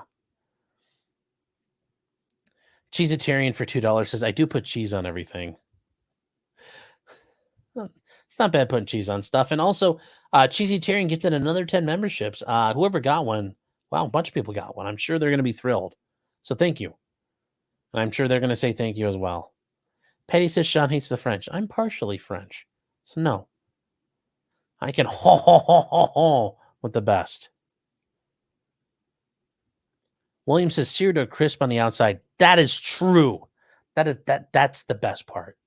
You can get it nice and like that nice good sear where it's a little crisp on the outside. It's perfect. And if your steak has just a little bit of fat on it, you get that fat nice and crisp and charred up. Just like mwah, a good crisp on the outside of that steak. Linux user is saying, what the fuck is boiled meat? Literally, sous vide is boiling meat. You here. All right. I guess we'll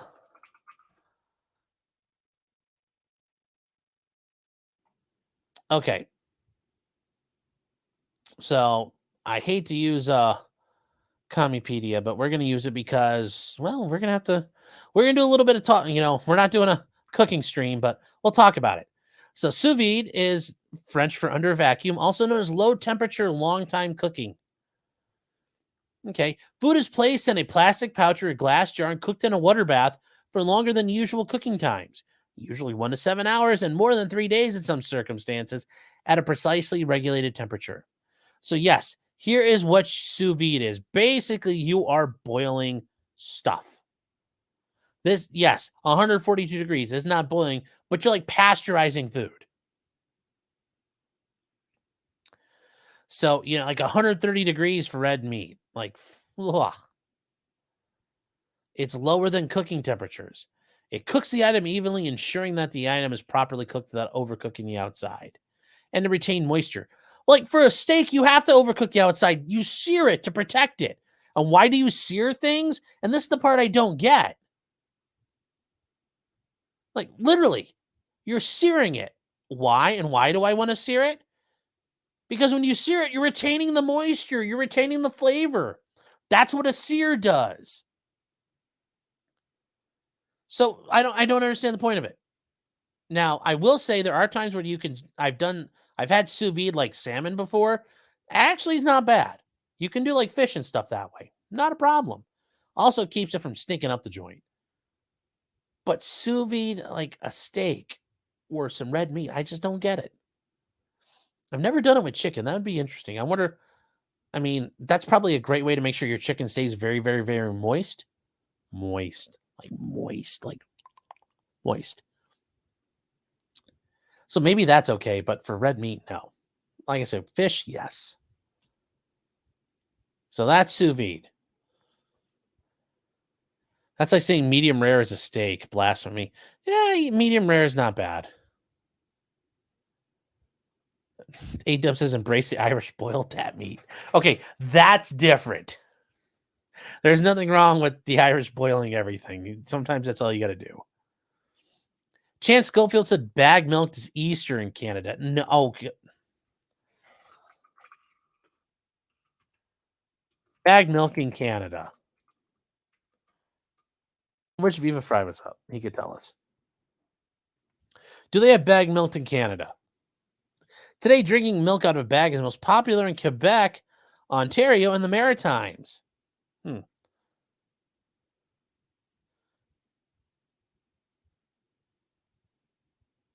Okay, hold on here. We are going to go to. Wow, the internet is just like dragging ass today.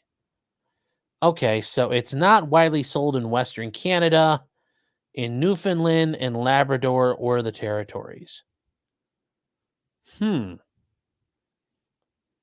Interesting. Okay. So Sarah saying sous vide is fine, but wouldn't you rather fuck yourself? No. Yes, Jim is saying the only boiled meat that's any good is corned beef. Yes.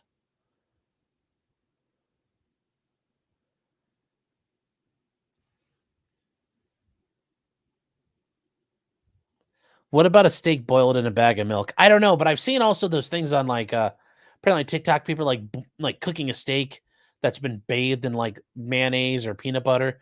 Those seem interesting. I want to try those at some point, maybe.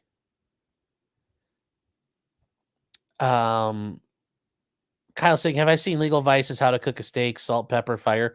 Pretty much how I do it. A little bit of salt, a little bit of pepper, throw it on, sear it. That's generally, a couple minutes each side. If you got a thick boy, if you got a thinner steak, maybe a minute or two on each side. Now, I do think there is some benefit to doing the butter if you want to throw like some rosemary, some thyme. You can do that. I mean, I've done tarragon before. That was a little weird of a taste, but it worked. I like tarragon personally. But yes, the bag milk, because I need to learn this. So, milk bag. Okay. This plastic bag contains milk. I mean, look at this. Look at these people. You can buy cartons of milk or bags of milk. It's a real thing. So let's see here. By country.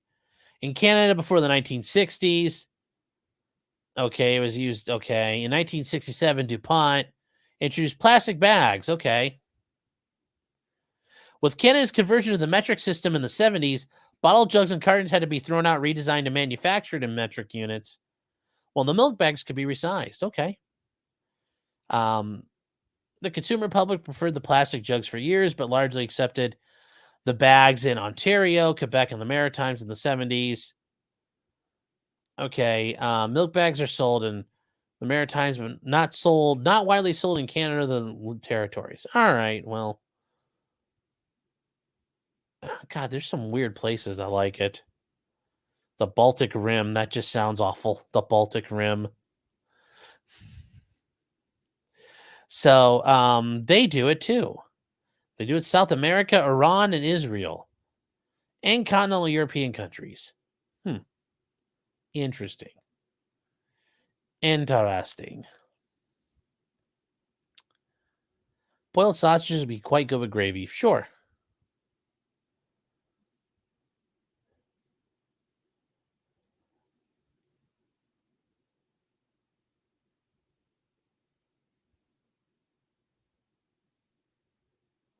Agassi, the police chief in Albuquerque, is a FUD. Yes.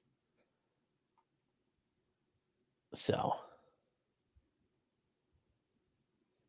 Oh, Chance is saying, we use the same milk jugs as you do in the States.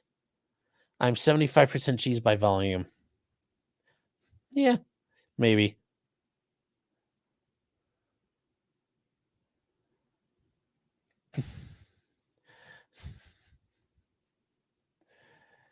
Um,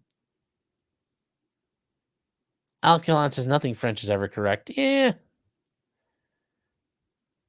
There's a lot of things the French have done right. So, Jacob saying the only boiling meat should be pho. Pho is pretty good. Get some good pho. Not bad. Barton Bella saying his locals up. No. Well, I mean, it's there, but no, I'm not doing, there's no locals chat. Didn't get that. Not for tonight.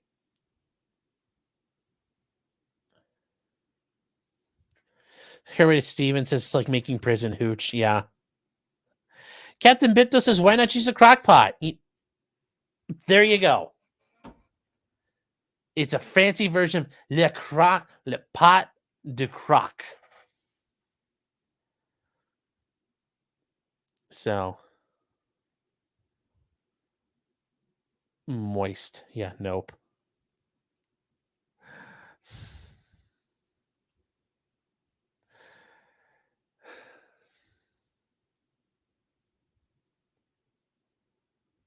You guys are Chance saying I'm in Western Canada. Yeah. Get fucked. Yes. Did I see Sarah Boone's latest crap? Yeah, we're gonna talk about that when we get a second, actually.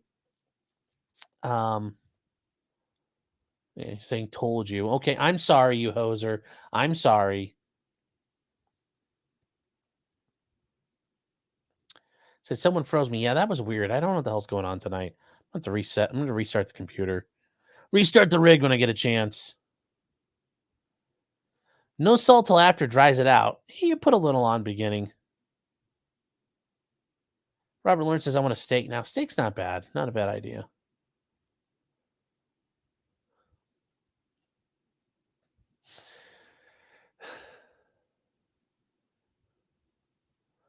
Yes, we use the same jugs and cartons as the United States. Yeah. Yes.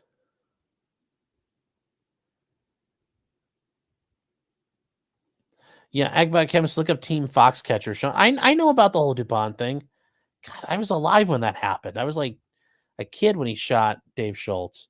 But yes, that's also it's a very good movie. Foxcatcher is actually a really good movie.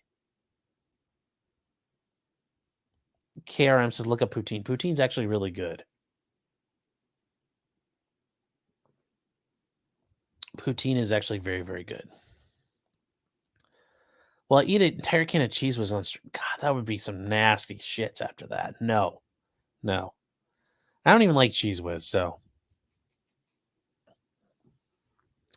Stacy says, "Ever been to France?" No, I think it'd be fun to go at one point. Staying out of like Paris though, but yeah, going to like like the rest of France, where Monsieur Lapetite lives. That part of France would be great. I think.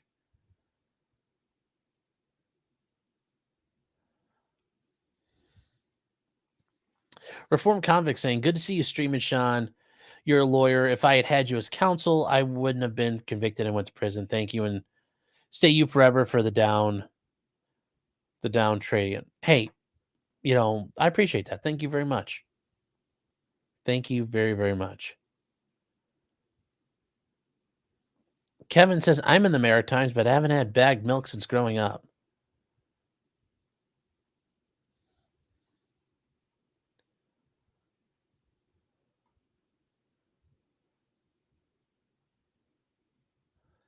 Harlan Epstein says, "I hear about the murder of the Lyndhurst business owner by 14s." No, I did not. I did not yet. Well, actually, I have to check that out. No, I did not. Um, Barton Bell is saying, "What's your Twitter?" It is at LawTubeSean. That's because potentially criminal had a bit of an issue, but good news today is after complaining to Twitter for 55,000 times, I'm back. Got accounts removed. We're all good to go again. So you guys are just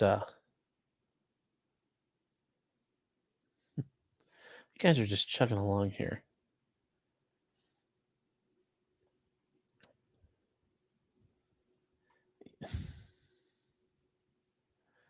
Chance is saying no, they suck the hot dogs from the microwave. You can cook hot dogs in a microwave. Done that before. Alec can say my Twitter was banging yesterday. Yeah, well, yes. Captain Bitto says we do Meadows yet? Not yet. No. So, yes, guys, Sarah Boone, if our, America's sweetheart, expert luggage packer, and America's Marie Kondo. Well, her attorney withdrew today. Fred Bankowitz withdrew. And as I stated, the way he had handled things, I still think was horribly inappropriate. I think he probably violated some of the professional rules by having way too many clients and not the ability to service clients. So he talked about, well, I'm in so many trials, I haven't had a chance to see her in the past like 2 months, and I'm just so busy. If you can't accept cases, you should get away from them. But he's like, oh my God, she's being so mean to me. And she did release a letter. And there were 2 that got put up, and we didn't get a chance to talk to them, but we'll go over these because they're interesting.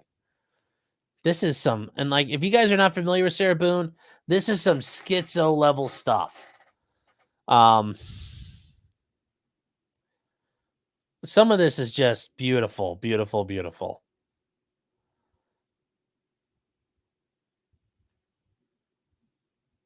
Oh my God, this is just insane.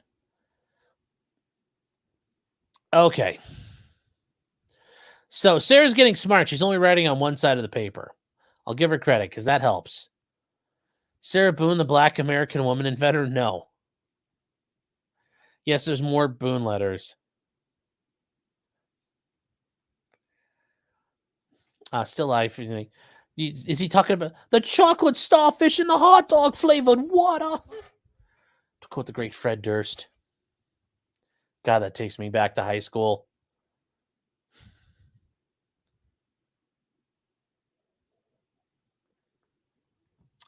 Here, fucks, do I service my clients, Sean?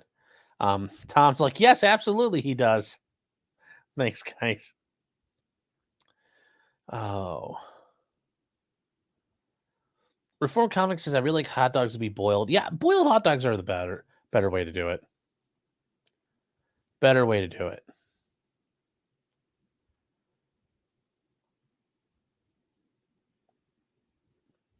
So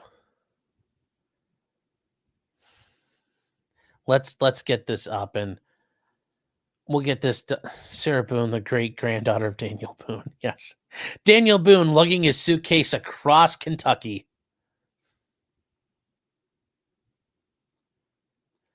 You know, that's how he cleared the Indians off the land. He put them in a suitcase. That's great. Okay, so this is one of them. The other one, guys, it's almost 2. I don't know if I'm going to be able to keep going. We're going to get this one done, though. So,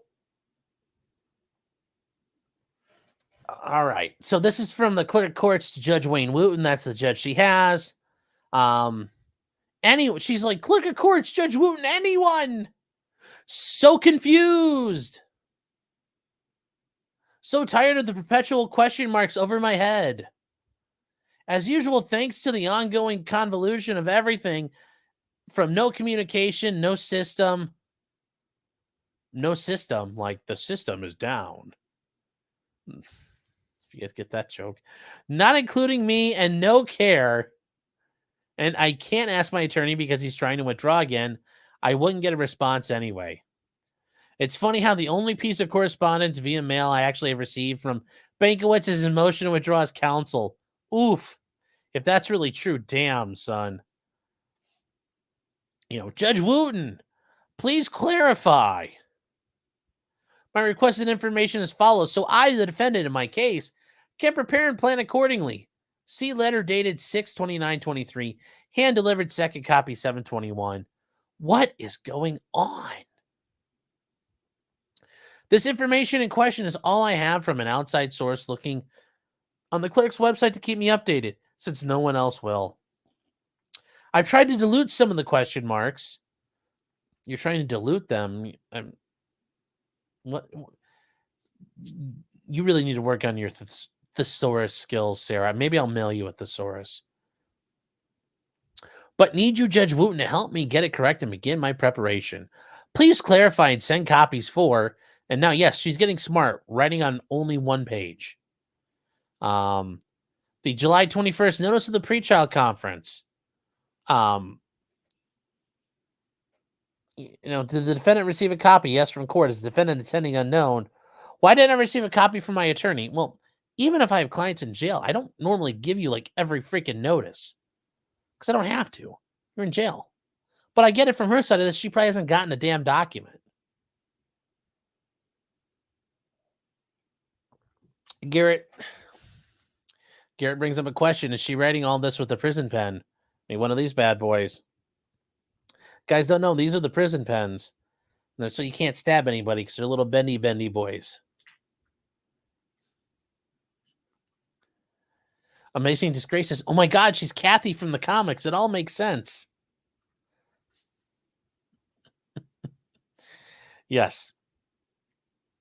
Yes, she's something else. And you know what? We'll just make this bigger right now. We'll just go bloop. The notice of ex parte, and she's like, notice of ex parte? I thought the pretrial conference was on this date. Is this meaning for the recycled psychologist? Wow, that's not going to make anybody feel like an asshole. Is this for the recycled psychologist? Why didn't I receive a copy from the court or my attorney? Notice the status hearing. Is the defendant attending unknown? Is this for the motion withdraw? It was filed on same day. If not, what for specifically? Why didn't I receive a copy? Once again, okay. In the motion withdraws counsel, defendant received a copy, yes.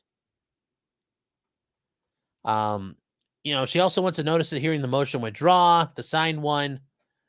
2 meetings are already scheduled on this day. See previous filings. What is correctly happening?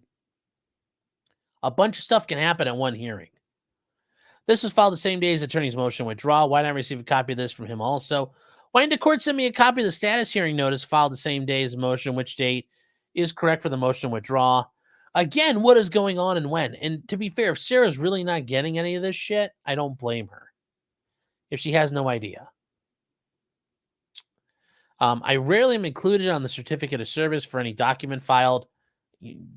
Generally, you're never included in my experience. It should be an automatic inclusion.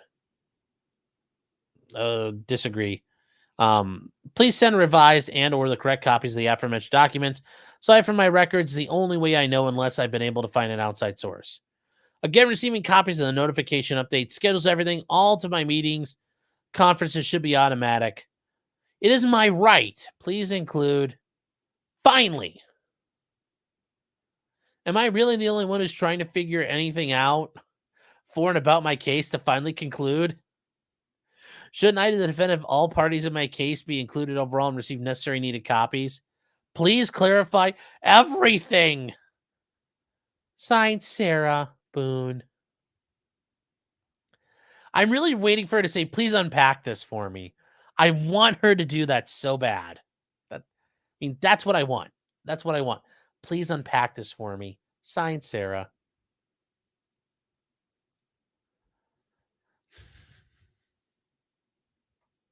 So.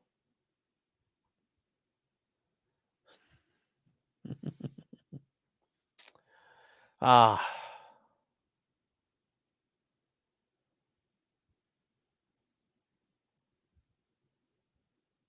Oh, okay. So the last thing we can talk about today is what happened to actually catch up if you guys were talking about this at all.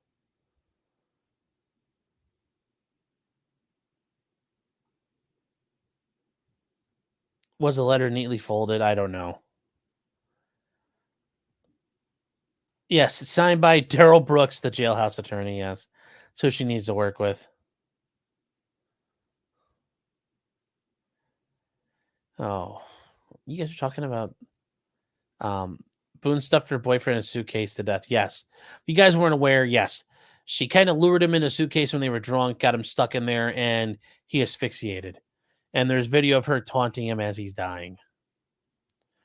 Robert saying, why didn't another attorney quit on her? Basically, he's admitting he doesn't have the time for it, and he also doesn't like the fact Sarah is treating him like shit. But that's because I think he's not been providing her with the proper representation. So another attorney's been appointed. We don't know anything about this guy, at least nationwide, like us knowing anything. And we'll see what happens, but he's been appointed. Captain Bipto says, do they sell those pens to the public? I don't know. I just know I get one of these. I mean, I have a couple of these from when I go see guys at jail. So I always end up with like one or two in my pocket because if you show up at the jail and you got a bad boy like this, they generally will not let you take it in because these parts can be used as weapons. Also, lock picks and other stuff because they get ridiculous about that.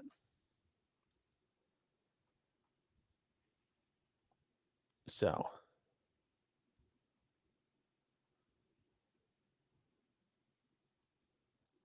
Patty Leather says, I wonder if part of her probation would be she can't own luggage.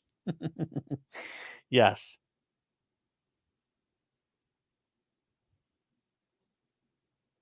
Oh, Amazing Disgraces. I thought we were talking about the clerk that wrote the tell all. No, we covered that a little bit last night, and I might look into the motion a little bit more. But no, yeah, that whole thing with the Alec Murdaugh case is absolutely insane and a complete mess. And Claude saying he suggested that she should go pro se. Yeah, and that's not, you shouldn't be doing that. If your client treats you like shit, ignore it. Be a professional. What he did was not professional, in my opinion.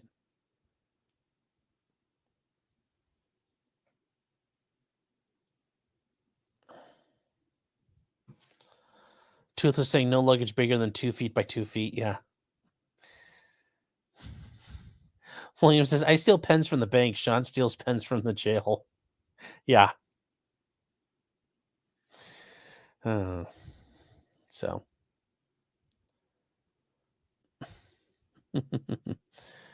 All right. So the last thing I guess we could talk about is Mark Meadows, the former chief of staff to former President Trump. Well, he had filed a removal action for his case um, over in the Georgia Rico Suave situation. And the judge released his ruling. And we're going to X out of stuff here to just make it easier to read. Banned luggage just saves one life. Yes. All right. So they talk about the order here, and this is an order from the judge. Okay. The court concludes Meadow has not met his burden. Therefore, the court declines to assume jurisdiction over the state's criminal prosecution and remands it back to Fulton County Superior Court. Okay.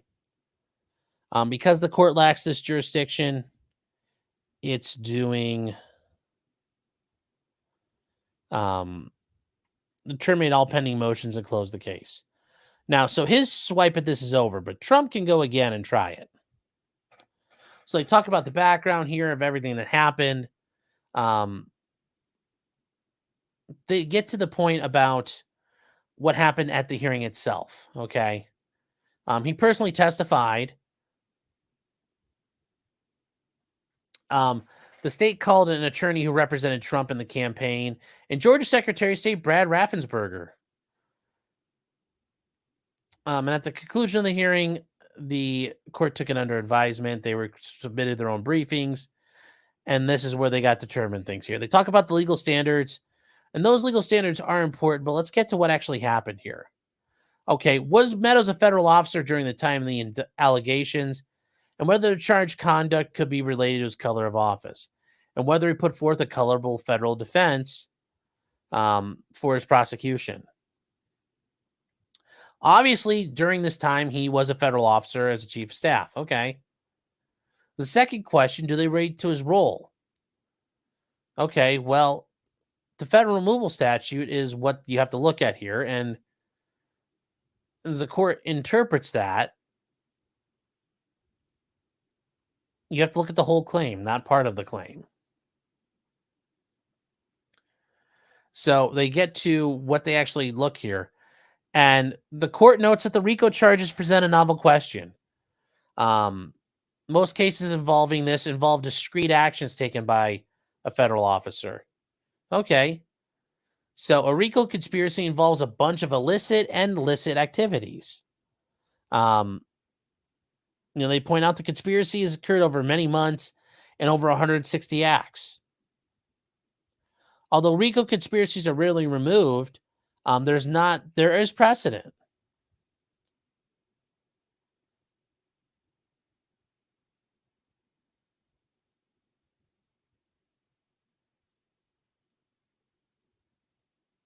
So they talk about with an FBI agent, this happened during his bribery of a judge during a bribery investigation. So, there's cases that they looked at here. Now,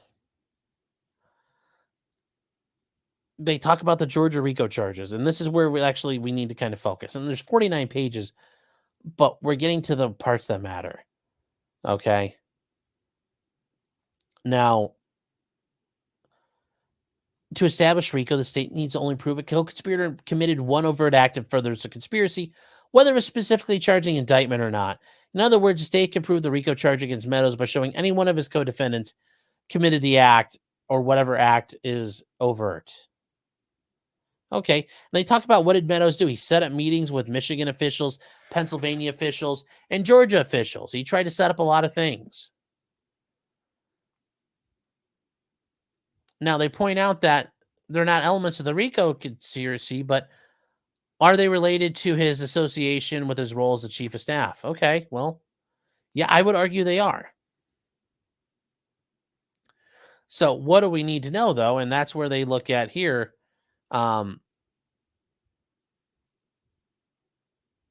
They go through all of it. They talk about his White House chief of staff role. Okay. Um, Meadows said he was part of every meeting with the president as a principal or as an observer. His attended all the meetings, but most of the meetings. Um, Even as an observer, he attended the meetings because his job is to try to be aware of everything in the meeting, even if he wasn't a principal. He says the chief of staff's got to be aware of the president's schedule. He would move meetings along, do the wrap up, or bring things to a close. He talked about he had to be generally aware of what's going on. Yes, as you guys are pointing out, this is the chief of staff's job. It's his job to do everything. Now, the court finds that the color office of the White House chief of staff did not include working with or for the Trump campaign, except for simply coordinating a schedule. Thus, it exceeds the outer limits of the White House chief of staff. Yeah, I don't think so. I don't think this is the right answer. I don't, and I don't think the 11th Circuit is going to agree with him. I think this is going to get appealed, and I think it's going to get overturned because, part of your job is to make sure your boss gets involved. I mean, that is the issue here. I think this is 100% wrong. So that's a problem here. He did claim though apparently that there would be activities the president requested which would be outside the scope, but that's fine because yeah, certainly not everything is going to be protected. But Benno's saying, yeah, sure, some things might be.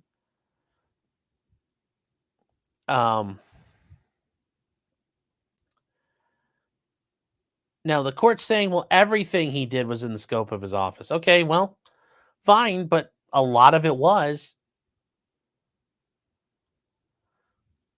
He's claiming that Meadows did not adequately convey the outer limits of his authority, and because of that, he must be given less weight. I'd love to hear the actual transcript of that because the court's saying, oh, he didn't convey the outer limits. Did that conduct fall within inside what he was talking about? Well, then it's good.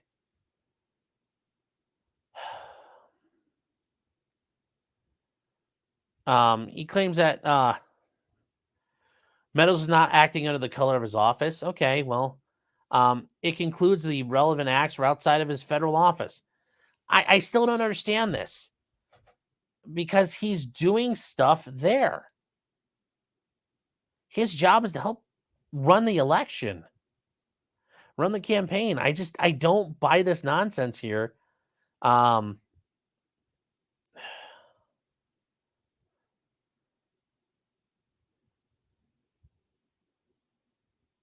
It's just absolute bullshit. So, he does apply the Hatch Act to the limits of authority. Okay. He's bound by the Hatch Act, and a lot of prohibits federal employees from engaging in political activity. But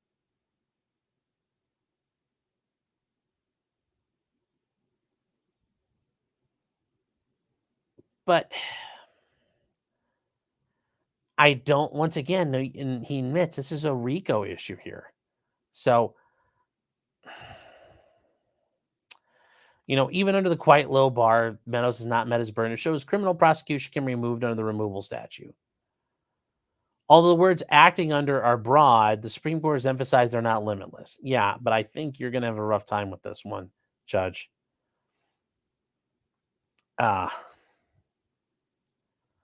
Meadows still have to testify the campaign would be outside the, and this, if he actually said this, then he's a fucking idiot. That working for the Trump campaign would be outside the scope of White House chief of staff. Really, I don't think working for the presidential campaign, if you're the White House chief of staff, is outside of your job because you're part of managing that if you're the White House chief of staff. So Meadows saying that, fucking idiot. Now I understand why people said he bombed when he was up there. Because if he says that, I mean, that pretty much takes care of it. And if he said that, no wonder it got there. No wonder it got colored. William says, P. Barnes, save me. The color of law. J-Rock is saying, Sean, I've been a lawyer for 20 years plus. Fulton County, Georgia. We are corrupt as fuck. Yeah, I've heard the stories, man. I've heard the stories. Hotlanta is a rough place to be. Pope Brackets is saying novel and prosecution are two words that should never be used together. I agree. I agree.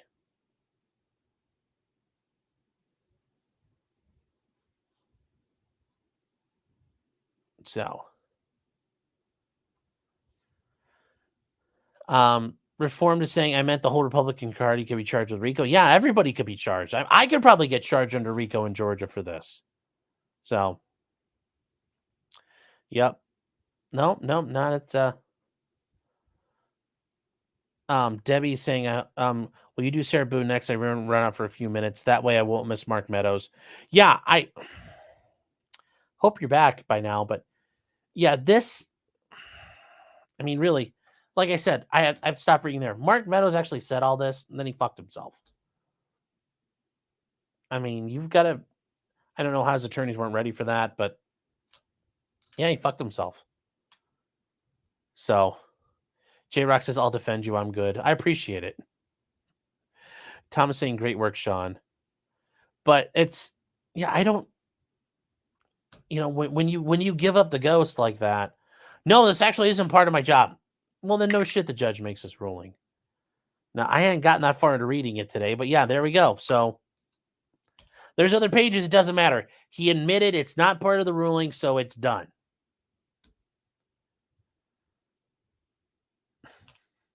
So that's it.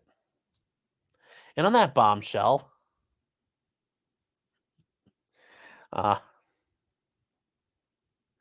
quote the great Jeremy Clarkson, well, not bombshell. Oh.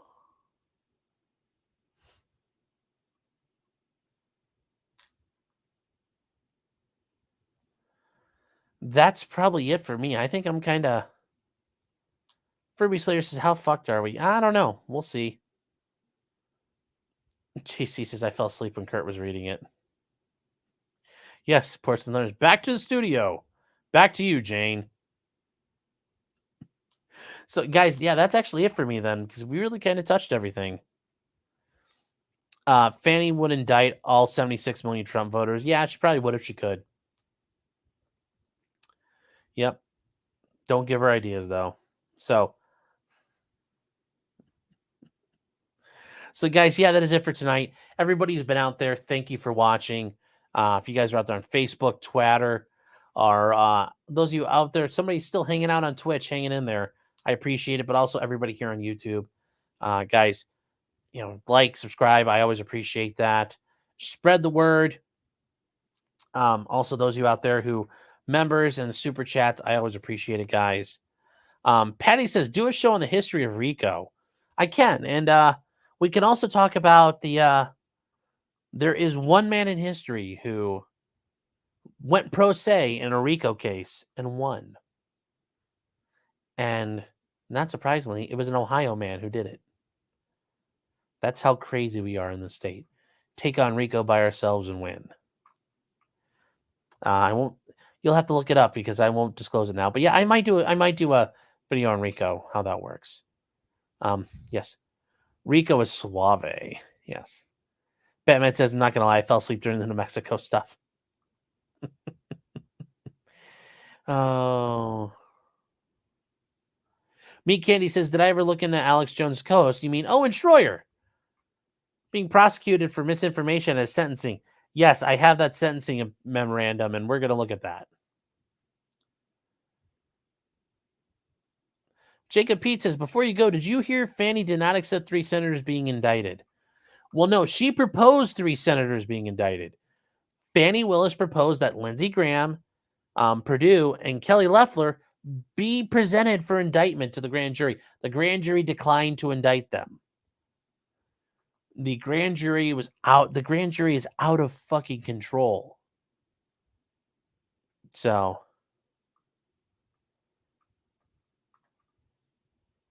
it's absolutely dangerous. So, Patty saying who did it? You're gonna have to look it up, man. I can't give it away. I'm not gonna say somebody may have already gotten it right here, but I'm gonna leave it alone. Furby saying the deep state stepped in. Yeah. Batman says it's late, not that it's boring. No, I get it. No, it's all good, man. It's all good. I still cry myself to sleep. It's all right. Fanny is scalp hunting. Yep. Jacob said, I had it backwards. Hey, you nothing to apologize for. The fact that there are senators being proposed for an indictment like this is fucking insane. That's the problem. Mr. K says, I just woke up. What did I miss? I guess we'll have to start all over. So, all right. Click. All right. Hey, everybody. Happy Friday. How's everybody doing tonight? So,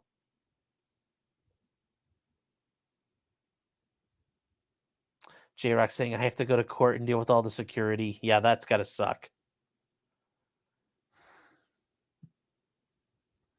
Muted. Yeah, nice try.